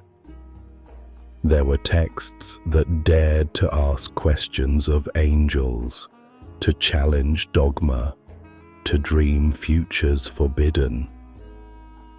Mystic commentaries on the Zohar and lost chapters of ancient Avesta, pages trembling with visions and doubts, too luminous or too dangerous for the ordinary gaze. To read such a book is to risk transformation. The words open doors not just to knowledge, but to the raw chaos of possibility. Readers are changed, eyes haunted by glimpses of the infinite, their hearts burdened with the weight of truths left unspoken by the powerful. Yet knowledge cannot remain buried forever. Even in exile, even under threat, the hidden pages endure, smuggled in empty jars, committed to memory, or reborn in whispered tales from parent to child. Each time a forbidden text is read, the flame of curiosity leaps across generations, refusing the silence imposed from above. The burned and buried pages remind us, beneath the surface of history runs a secret river, strange, luminous, and alive, carrying the wisdom that survives every fire, waiting to be discovered by those brave or restless enough to search among the ashes. Softly, as dawn breaks on old stone and drifting sand, the air fills with sacred sound, ancient music rising from corners made holy by hope, longing, and loss. In both Israel and Iran, the first prayers were sung, not spoken, their melodies uncoiling like incense through the shadows, binding earth to heaven where words alone could not reach. From the echoing chambers of lost temples and synagogues, the psalms rise, chants weighted with centuries of sorrow and praise. Each note is a memory, each refrain a bridge across exile and return, the Hebrew syllables carrying the ache of wandering, the pulse of survival. These are melodies shaped by hands trembling with both grief and gratitude, their harmonies twining through generations, softening the hardest hearts and stitching together a scattered people. Across mountains and deserts, Persian chants awaken the hidden places of the soul. The ney, the daf, voices swelling and receding in the hush of twilight. These songs are more than music. They are vessels of prophecy. Sufi poets set words to melody, letting longing and ecstasy entwine, turning music into a path for mystics and martyrs alike. On battlefields and in gardens, such notes have flown, sometimes summoning courage, sometimes salving wounds invisible to all but the infinite. Sacred sound spirals outward, rippling across time, echoing in ruined halls and silent sanctuaries, awakening the presence of all that is unseen. Each song becomes a prayer, a remembrance, an act of defiance against silence. In the world's quiet hours, these melodies survive as secret currency, bearing the dreams and sorrows of nations, casting light along the trembling way. The sacred soundscape endures, a hush woven with music, where the invisible sings and every heart listens for what remains, long after the last note fades. Martyrdom lingers like an old perfume on the air, woven into the breath of both Israel and Iran, an inheritance of stories where blood and spirit are never fully divided. In legend and life alike, the sacrifice of one becomes the legacy of many, and from red earth, strange and radiant flowers are born. Ancient tales speak of the faithful who chose the flame or the sword over silence, their names inscribed in the roots of cities and the lullabies of exiles. Every generation remembers martyrs who walked into darkness with songs on their lips, trusting that pain might be the gate to something vast and undying. These figures become more than memory. They stake their presence in soil, and the places where they fell sprout shrines, gardens where the air shivers with the weight of their undiminished courage. In modern times, the tale persists. Funerals become processions of hope and heartbreak. Photographs flutter atop fresh graves, and mothers scatter petals upon stones that warm beneath unending sun. Their sacrifice is not merely mourned, but cherished. Its echo becomes the anthem in streets and sanctuaries, murmured in night prayers, scrawled in poems left beneath beloved names. The reverence for martyrdom is neither simple nor blind. It is a mystery, a question that coils through the blood. Can a life surrendered truly bloom in the sorrow of those left behind? Each martyr is a seed, fallen, buried, reborn. Fields of memory erupt in sudden color, clusters of devotion fed by loss and unyielding love. In every generation, sacrifice stains the fabric of history, and yet, from sacrifice springs the promise that the soul is more enduring than destiny's sharpest blade, and beauty more indestructible still. Light enters quietly, trailing the edge of darkness, casting trembling halos where the seen and unseen mingle. In Israel and Iran, light holds a mystery deeper than gold, a visitation, a whisper, a touch from realms untold. Divine fire, the Shekinah, and celestial radiance. For both peoples, these are more than symbols. They are visitations, moments when the sky leans close and the ordinary is flooded with presence. In ancient temples and desert tents, fire marked the center of reverence. The Shekinah glowed between the wings of cherubim, a shimmer resting above sacred spaces, veiling the glory too vast for mortal gaze. It was known by its absence as much as its brilliance, a longing that hovered just out of reach, kindling hope in every shadowed vigil. Persian sages, too, honored the flame, the undying fire of Zoroastrian altars that pulsed with the heartbeat of the divine.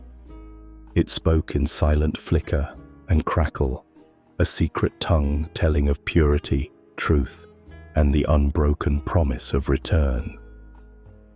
In darkest exile, the memory of such light became its own beacon, the glimmer that promises dawn when all roads falter, a radiance that survives the ruins. To encounter sacred light is to stand transfixed between awe and fear. Revelation and transformation arrive shimmering, fleeting, a message cradled in radiance, an answer that glows but does not speak. The mystics say that light is the divine presence made visible, a column connecting worlds, a silent invitation for the soul to awaken. Even now, as candles gutter in secret rooms and sunrise sets ancient stones ablaze, the heart strains to glimpse that unseen flame, hoping always that light still speaks for the divine. It lingers, patient and soft, waiting for any watcher to see and be changed. Relics linger at the threshold of legend and longing, fragments from another age, their very absence vibrating in the hidden places of Israel and Iran. These holy artifacts, shimmered into myth and memory, are more than objects. They are vessels for awe, echoes of the divine touch that once startled earth into revelation. The Ark of the Covenant, lost to sight but not imagination, draws hearts across continents and centuries. Its memory pulses beneath Jerusalem's stones, a rumor of gold and fire, the phantom weight of law and promise. To dream of its return is to yearn for the nearness of holiness, for the thunder that once spoke from between outstretched wings. In its silence the ark grows brighter, an emptiness that commands reverence, its shadow walking alongside every act of hope. Other relics, too, haunt the Persian soul. Spears said to bear the mark of ancient kings, scrolls embroidered with prophecy and warning, and caskets rumored to conceal wonders or dooms, all lost, disputed, or jealously kept from prying hands. Banners that fluttered above sacred battles, emeralds and amulets etched with angelic scripts, rest now beneath dust or behind locked vaults, drawing pilgrims and seekers to the edge of the invisible, to the story that hovers just out of reach. Whether lost by conquest, hidden by fear, or simply surrendered to time, these artifacts bear a weight no burial can mute. The sense that, if found, they could turn the world again, reopen doors to mystery and closeness, remind both the faithful and the doubting that the sacred once walked upon the earth and left behind a trace. In both lands, the yearning for relics is a yearning for touch, for proof that divinity is not just story, but substance, a thunderbolt that once struck and might, in some impossible future, spark again. Beneath the shimmering heat and dust, water moves with a devotion older than language, tracing veins of memory through Israel and Iran, whispering to stones, to roots, and to souls. Every sacred river, hidden spring, and ancient well becomes a vessel of the past, rippling with stories just beneath the surface. The Jordan flows in gentle persistence, a river carrying prophets, wanderers, and pilgrims across its patient arms. Its currents remember the feet of exiles, the prayers of generations seeking home, the cool touch of promise on the foreheads of the faithful. To step into its waters is to step back in time, each ripple a silent witness to crossing, renewal, to forgiveness and hope. In ritual baths and beside secret springs, waters cleanse sin and sorrow, as if washing not only the body, but the wounds of a people. In Persia, the sound of running water cools the air in courtyard gardens and ancient sanctuaries. Wells and qanats, channels carved with reverence and sweat, speak of thirst slaked and destinies shaped. Zoroastrian rituals spill pure water in offerings to the unseen, their splashes a language of thanks and asking. Here, in the hush by sacred pools, memory pools as well, each reflection mingling the face of the seeker with shadows of vanished kings and lost paradises. Water, the first companion of creation, is both a bridge and a balm. It caresses the scars of battle, makes whole what has been broken, and carries names forward long after voices are lost. In every blessing, in every cup, it is history that is lifted to the light. The waters remember, quietly winding through exile, joy, and longing, offering to each new pilgrim the assurance that what is poured and blessed tonight has touched the beginning and will flow on unchanged into the unwritten future. Through the endless vastness of sand, figures move as shadows elongated by setting suns. Bedouins, hermit mystics, wandering prophets, each one a bearer of truths too delicate for stone and parchment. In the deserts of Israel and Iran, where boundaries vanish with each gust and stars blaze as distant fires, these nomads belong to the land as much as to legend. Their footsteps vanish with the morning wind, but their stories endure, woven into the grain of every dune. Bedouins cradle ancient songs, their poetry flickering like campfire embers beneath an open sky. Tales of love, exile, and the pathways of the moon are passed mouth to ear, carried deeper than any map, lingering in the silence between camel bells.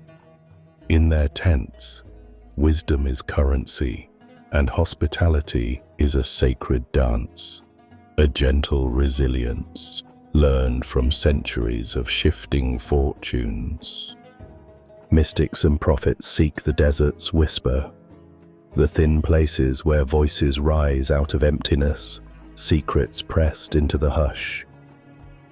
Here, the absence of comfort gives birth to revelation, a dream implanted in the stillness, a vision guided by the arc of a falcon or the sudden bloom of a desert rose. Through privation, their spirits become attuned to what most cannot hear, silences swollen with promise, and warnings whispered in the groan of earth and wind. These sand-bearers shun thrones and cities, yet their influence outlasts empires. They travel light, carrying only what endures, a verse, a blessing, a memory of home lost and found beneath the constellations. Even in the unending drift of time, their voices traverse the kingdoms of faith and power, their truths arriving on the wind, always just beyond the grasp, but shaping the world, grain by wandering grain. Shapes emerge from chaos, a spiral in the sand, a circle etched in stone, the measured arc of a dome against the morning sky. In both Israel and Iran, the world becomes a tapestry of patterns, sacred geometry, the architect's silent prayer, written into the very bones of temples, cities, and scripture. Every angle, line, and perfect curve, a whisper answering the silence of the stars. In Jerusalem's ancient stones, symmetry guides the heart as surely as scripture guides the soul. Temples and synagogues rise on foundations mapped to cardinal points, their courtyards measured so the first ray of dawn finds its narrow gate. Within these walls, the timeless language of number and proportion becomes a form of devotion. Geometry as praise, a hidden path leading the worshipper from the earthly to the celestial, from chaos to cosmos. Across the vastness of Persia, cities unfold according to cosmic principles. Isfahan's bridges and gardens, squares spiraling like galaxies, palaces aligned with solstice and equinox. Minarets and tiled halls echo the rhythm of prayer beads, archways repeating the great mystery, that heaven, mirrored in design, might come closer to earth. The script of the Quran itself becomes geometric art, verses unfurling into labyrinths of meaning, ink meditating in circles and sacred angles, spelling out an invisible world within the visible one. Sacred geometry is not just beauty, but invocation, a blueprint for order, harmony, and the relentless longing to mirror the perfect. With compass and chisel, the builders dreamed their way into eternity, believing that to draw a circle, to divide space, is to trace, with trembling hand, the signature of the divine.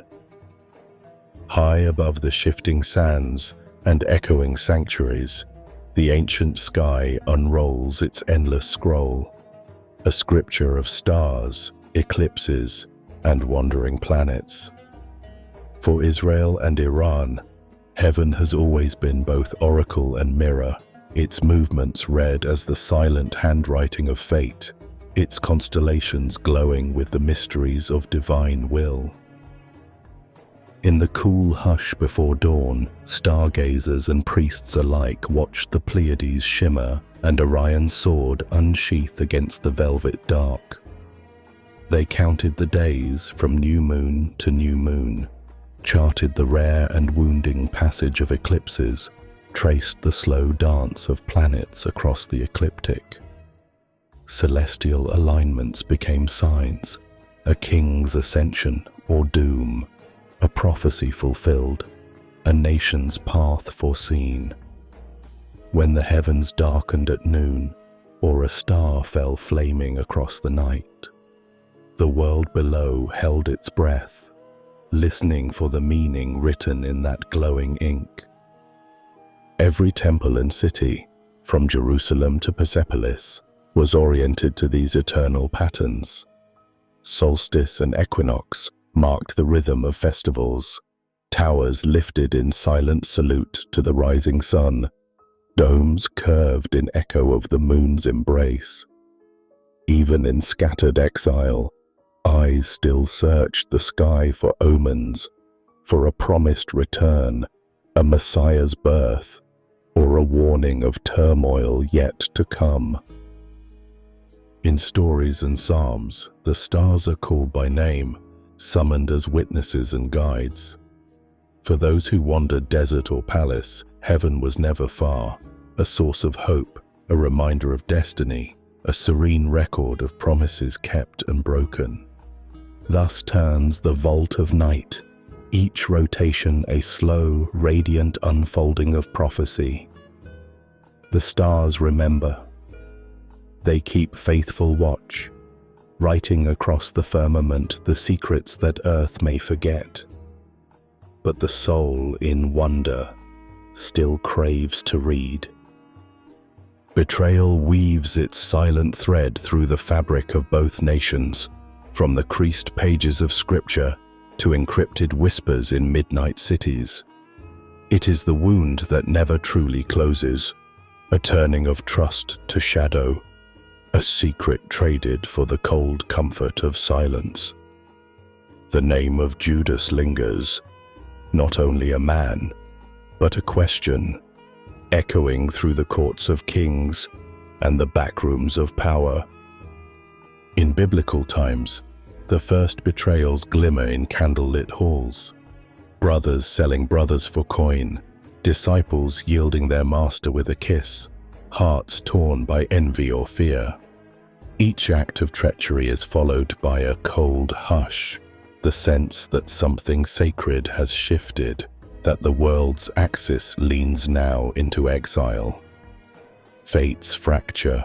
Forgiveness becomes both a necessity and an ache. The shadow remains, lingering in psalms of lament and prayers for reunion.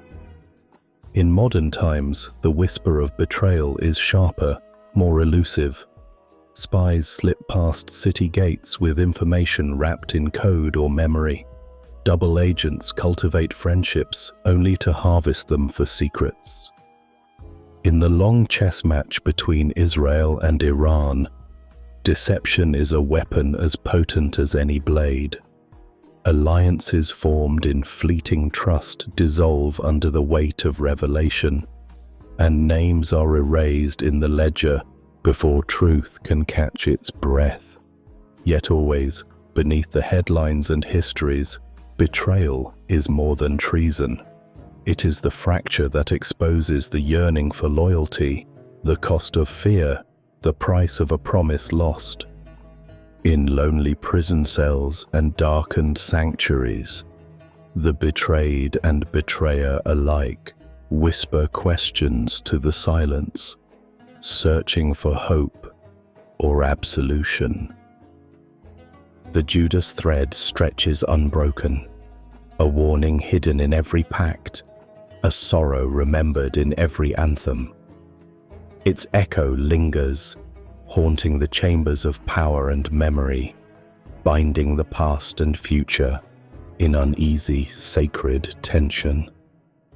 There are stories whispered at the edge of every firelight, of angels once brilliant, creators of wonder who slipped through heaven's gate and fell, wings dragging trails in the dust. In Israel and Iran, such tales linger on the pause between breath and prayer, shaping the borders of fear and longing, awe and sorrow. In Hebrew tradition, the fallen ones are watchers and wanderers, angels seduced by the beauty of earth, descending to live among mortals, teaching forbidden arts, blurring the sacred and the profane. Their brilliance becomes shadow. Wisdom twists into warning, and legends say the flood itself was sent to wash away their mark. These angels, neither wholly damned nor wholly forgiven, haunt the ruins of Eden, a reminder of the cost of desire, the fragility of loyalty in the halls of the divine. Persian myths, too, speak of beings fashioned from pure fire, divers who once stood at the threshold of glory, rebels whose pride or longing led them astray. Some say they fell in pursuit of knowledge, others driven by jealousy, ambition, love. Their descent brought chaos and secret wisdom, their voices echoing in dreams and storms, in the restless pangs of conscience and temptation. To speak of the fallen is to feel the trembling between light and darkness, to ponder where rebellion becomes revelation, and where a single choice might echo through eternity.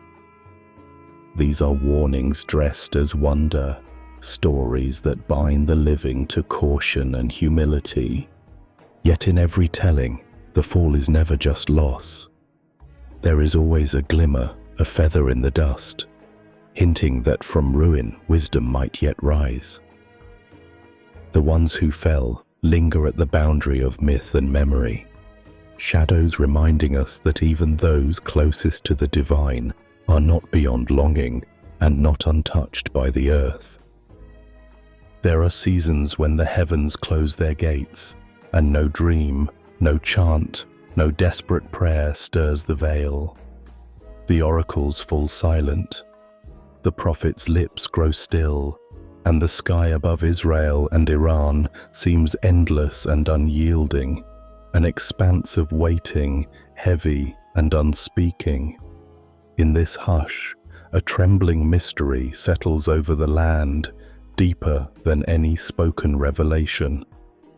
Ancient halls that once rang with prophecy now echo only with footsteps and sighs. The people shroud themselves in memory, searching the shadows for a flicker of former brilliance. Some find comfort, others despair, but all are united in the uncertainty left behind when the sacred voice no longer breaks the ordinary silence. Yet, in both traditions, there is wisdom in this quiet. The sages whisper that silence itself can be an answer, sometimes gentler, sometimes more severe than thunder. When the divine withdraws, it is not always absence, but invitation, a challenge to listen differently, to discover meaning in patience, humility, and the space between words. The hush is a crucible where longing matures into understanding, where faith deepens without the scaffolding of miracle. In these mute seasons, the world sharpens its hearing, learning to decipher omens in the rustle of leaves, wisdom in dreams, comfort in the steady rhythm of breath. The unspeaking sky does not forsake. It teaches. It tells those who seek that even when the mouth of heaven is closed, the heart of the world still carries echoes of the sacred.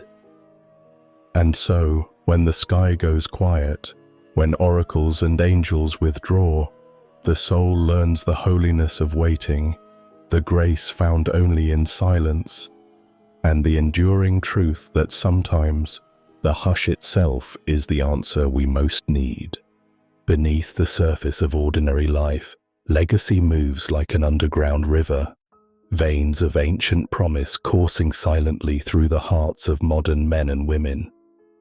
Across Israel and Iran, legends speak of bloodlines both glorious and haunted, the seed of prophets, kings, and holy ones, carried forward by chance, destiny, and the pulse of prophecy.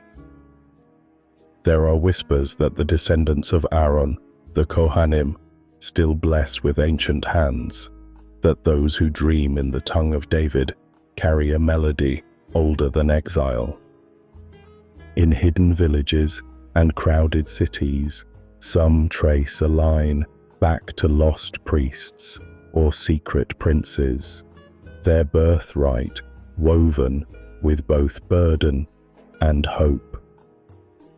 DNA kits prick the silence, sometimes raising more questions than they answer, as forgotten names and old wounds flicker into the light, smudged documents, cryptic blessings, an inherited mark or secret refrain. Among Iranians, stories persist of families who count their ancestors among the guardians of sacred fire, or claim descent from Cyrus or the lost Magi. Keepers of wisdom, suspected by some, revered by others, shadows slipping through the age of reason.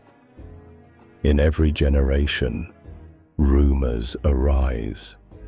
A child with uncanny knowledge, a matriarch who heals, a stranger whose presence invokes ancient fear or awe. Prophecy too lingers.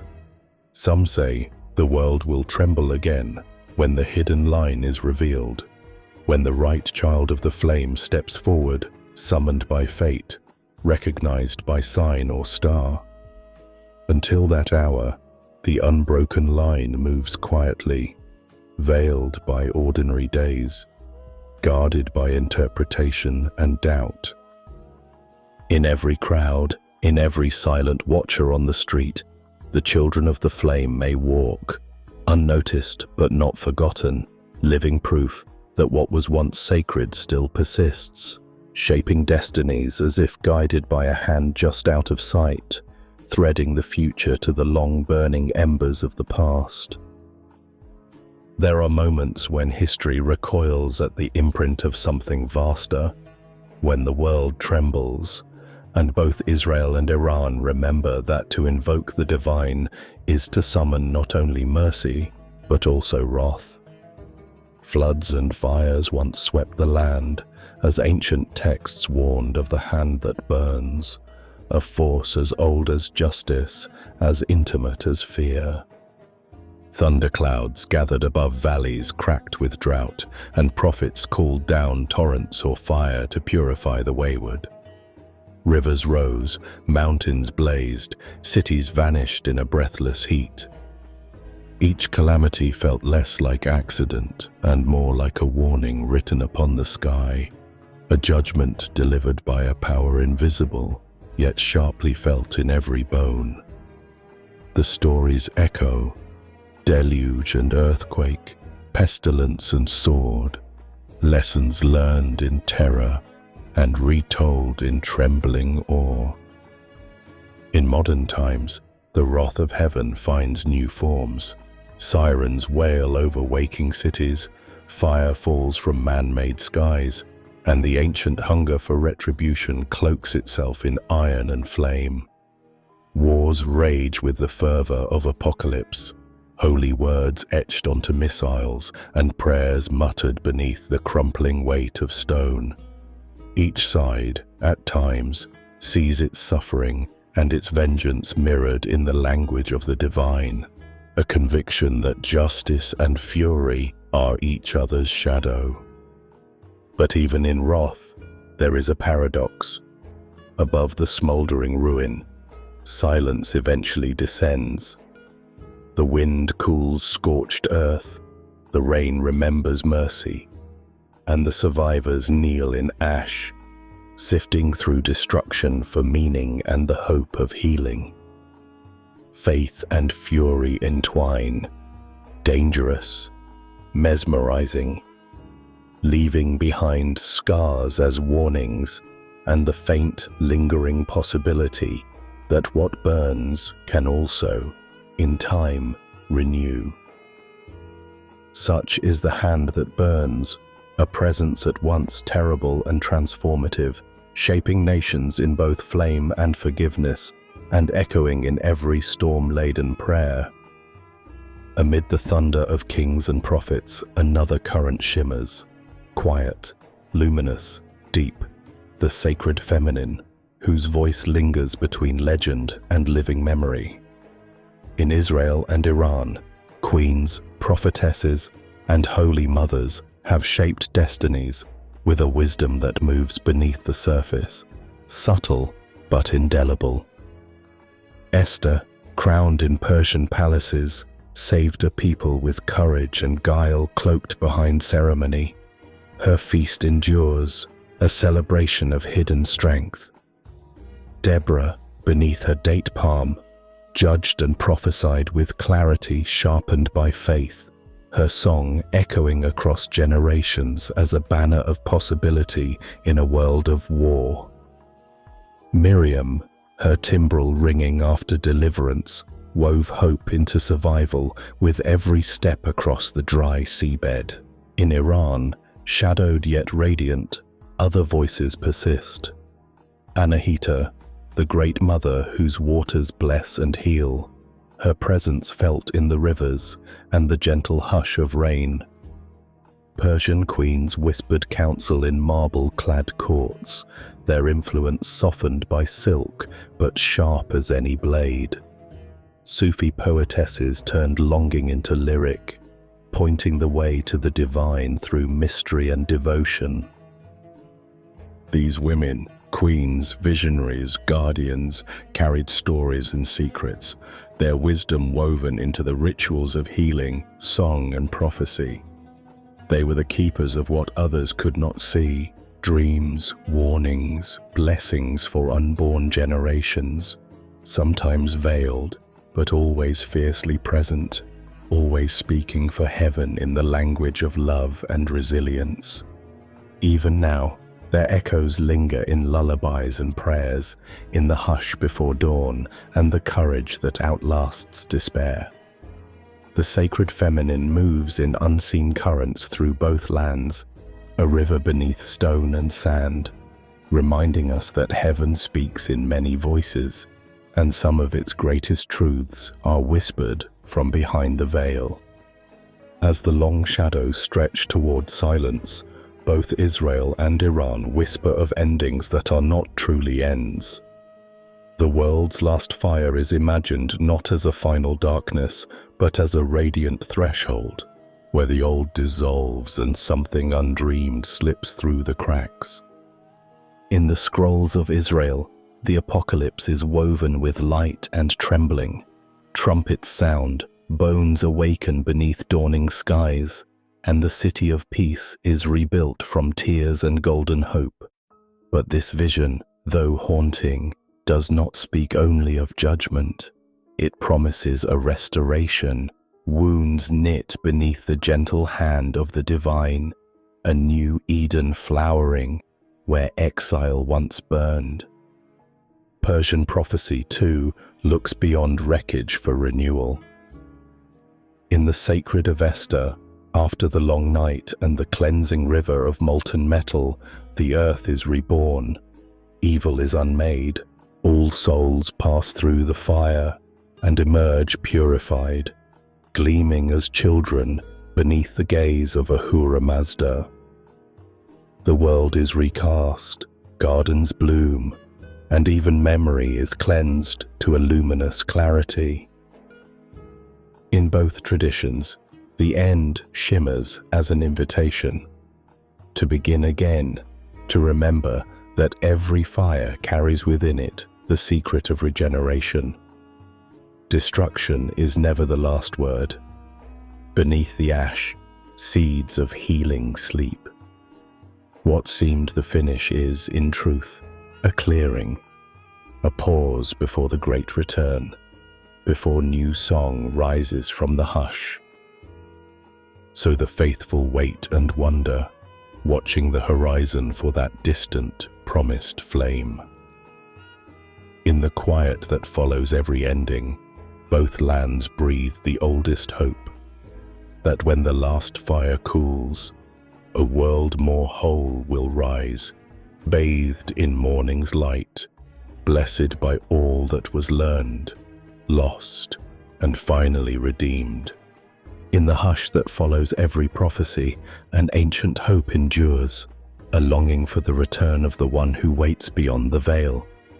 Across Israel and Iran, legends braid together a promise that at the world's appointed twilight, a hidden figure will cross the threshold, bearing light for a weary earth.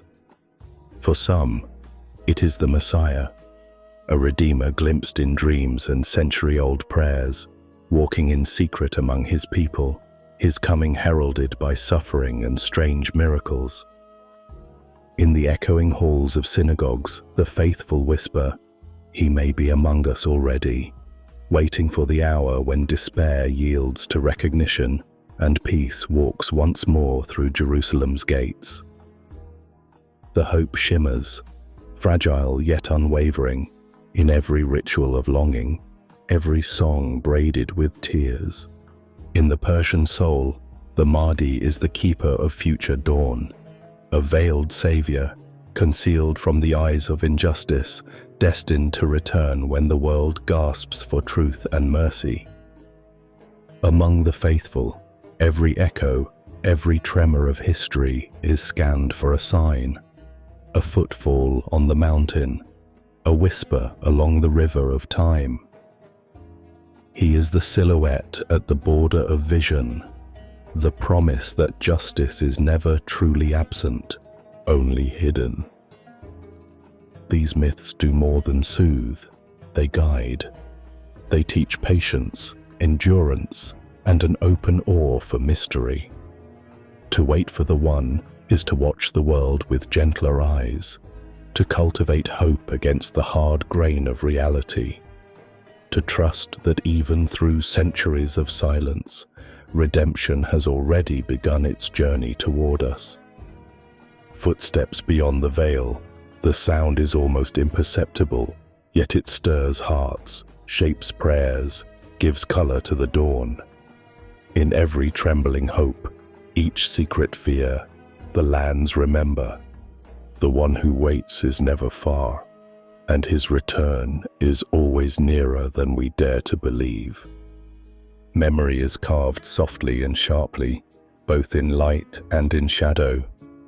Across Israel and Iran, monuments rise against the sky, stone lifted for heroes and prophets, scripts etched so that forgetting might never claim the sacred. Gardens of names, towers of remembrance, mosaics and plaques, all these say, "This happened, we are still here." The past is summoned in ritual, anthem and anniversary, heavy with the golden dust of old victories and defeats.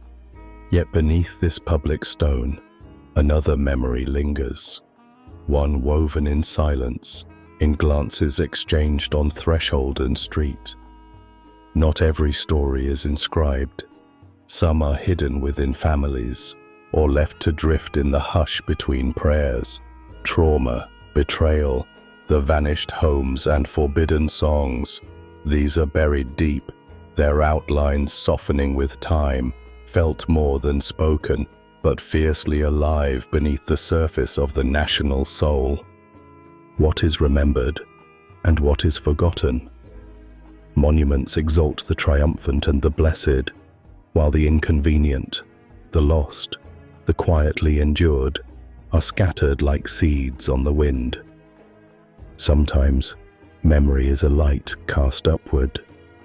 Sometimes, it is a shadow clinging to the far side of the moon. Cities keep their official histories, their pages gilded with pride.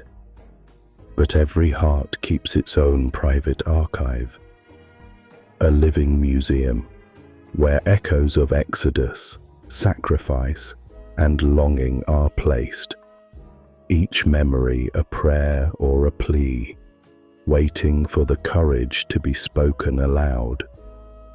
And so, between the enduring monuments and the soft, redemptive hush, nations are shaped by what they choose to recall and what, perhaps kindly, they choose to let drift behind. In the slow turning of years, it is stone and silence together that preserve the soul, inviting each generation to remember anew and to forgive what the past could not resolve. Underneath the long shadow of conflict, there have been rare and trembling moments when the earth itself seemed to pause, when hands unclenched and enemies knelt side by side in prayer, their voices threading hope into the dusk. In both Israel and Iran, stories linger of festivals where war was set aside, and oaths of peace were whispered in the coolness between stars. Ancient treaties, carved gently into stone or pressed into wet clay, bear silent witness. Words of peace, fragile as breath, engraved that future generations might remember. There was a time when swords were lowered and bread was shared. These are not the grand declarations of empires, but quiet agreements brokered in the hush between heartbeats, across borders, across trenches, beneath olive trees and moonlit tents. Pilgrims from distant tribes washed in the same springs, their prayers rising into the night as smoke curled skyward from twin campfires. Over shared wells, neighbors once divided by suspicion folded hands together for rain, for harvest, for the safety of children yet unborn. At sacred mountains, Ancient chants mingled with promises, sometimes uneasy, always tender, with the understanding that beneath every flag and tongue, the earth belonged to all. Such moments pass quickly, fragile as a bird's heartbeat, yet long after, their memory lingers in the land, a hush that soothes the wounds, a breathing that outlasts measure or monument. Peace, when it comes, leaves no monument but the softened eyes of those who witnessed it, and a silent wish, buried in the dust, that such holiness might one day rise again. As dawn edges the horizon, shadows and gold entwine, reminding us that every mystery has its own heartbeat. In both Israel and Iran, 1,000 riddles drift through market squares and mountain passes, spoken softly, never fully unraveled. The wise whisper that not all things are given for the solving, and that some questions, like seeds, are meant simply to be carried, forever unopened. The prophets saw much, but never everything. Their words stop short at the veil, inviting us to wonder, to fear gently, and to love deeply in the absences that linger. Children dream of vanished temples and hidden books. Elders gaze into embers, feeling the presence of the untold flickering at the edge of memory. In sacred texts and in the silence between stars, the greatest truths remain just out of reach. A call not to certainty, but to reverence. The final question is not a puzzle to be mastered, but a door never meant to close. It is found in the hush after prayers, the beauty that rises from old wounds, the way generations strain to listen to the wind, hoping for a whisper of what lies beyond. So we walk forward, shaped and softened by the unknown, holding the mystery not as a burden, but as a blessing.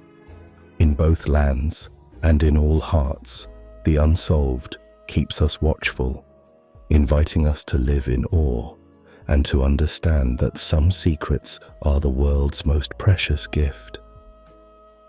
As night deepens and the last stories fade, the desert grows quiet, silence stretching across hills, rivers, and the blurred borders of memory. Beneath all myth and mystery, Israel and Iran share the gentle breath of old earth, the hush of ancient waters, and a longing as endless as the stars. Faith, song, and sorrow have traveled these sands for centuries.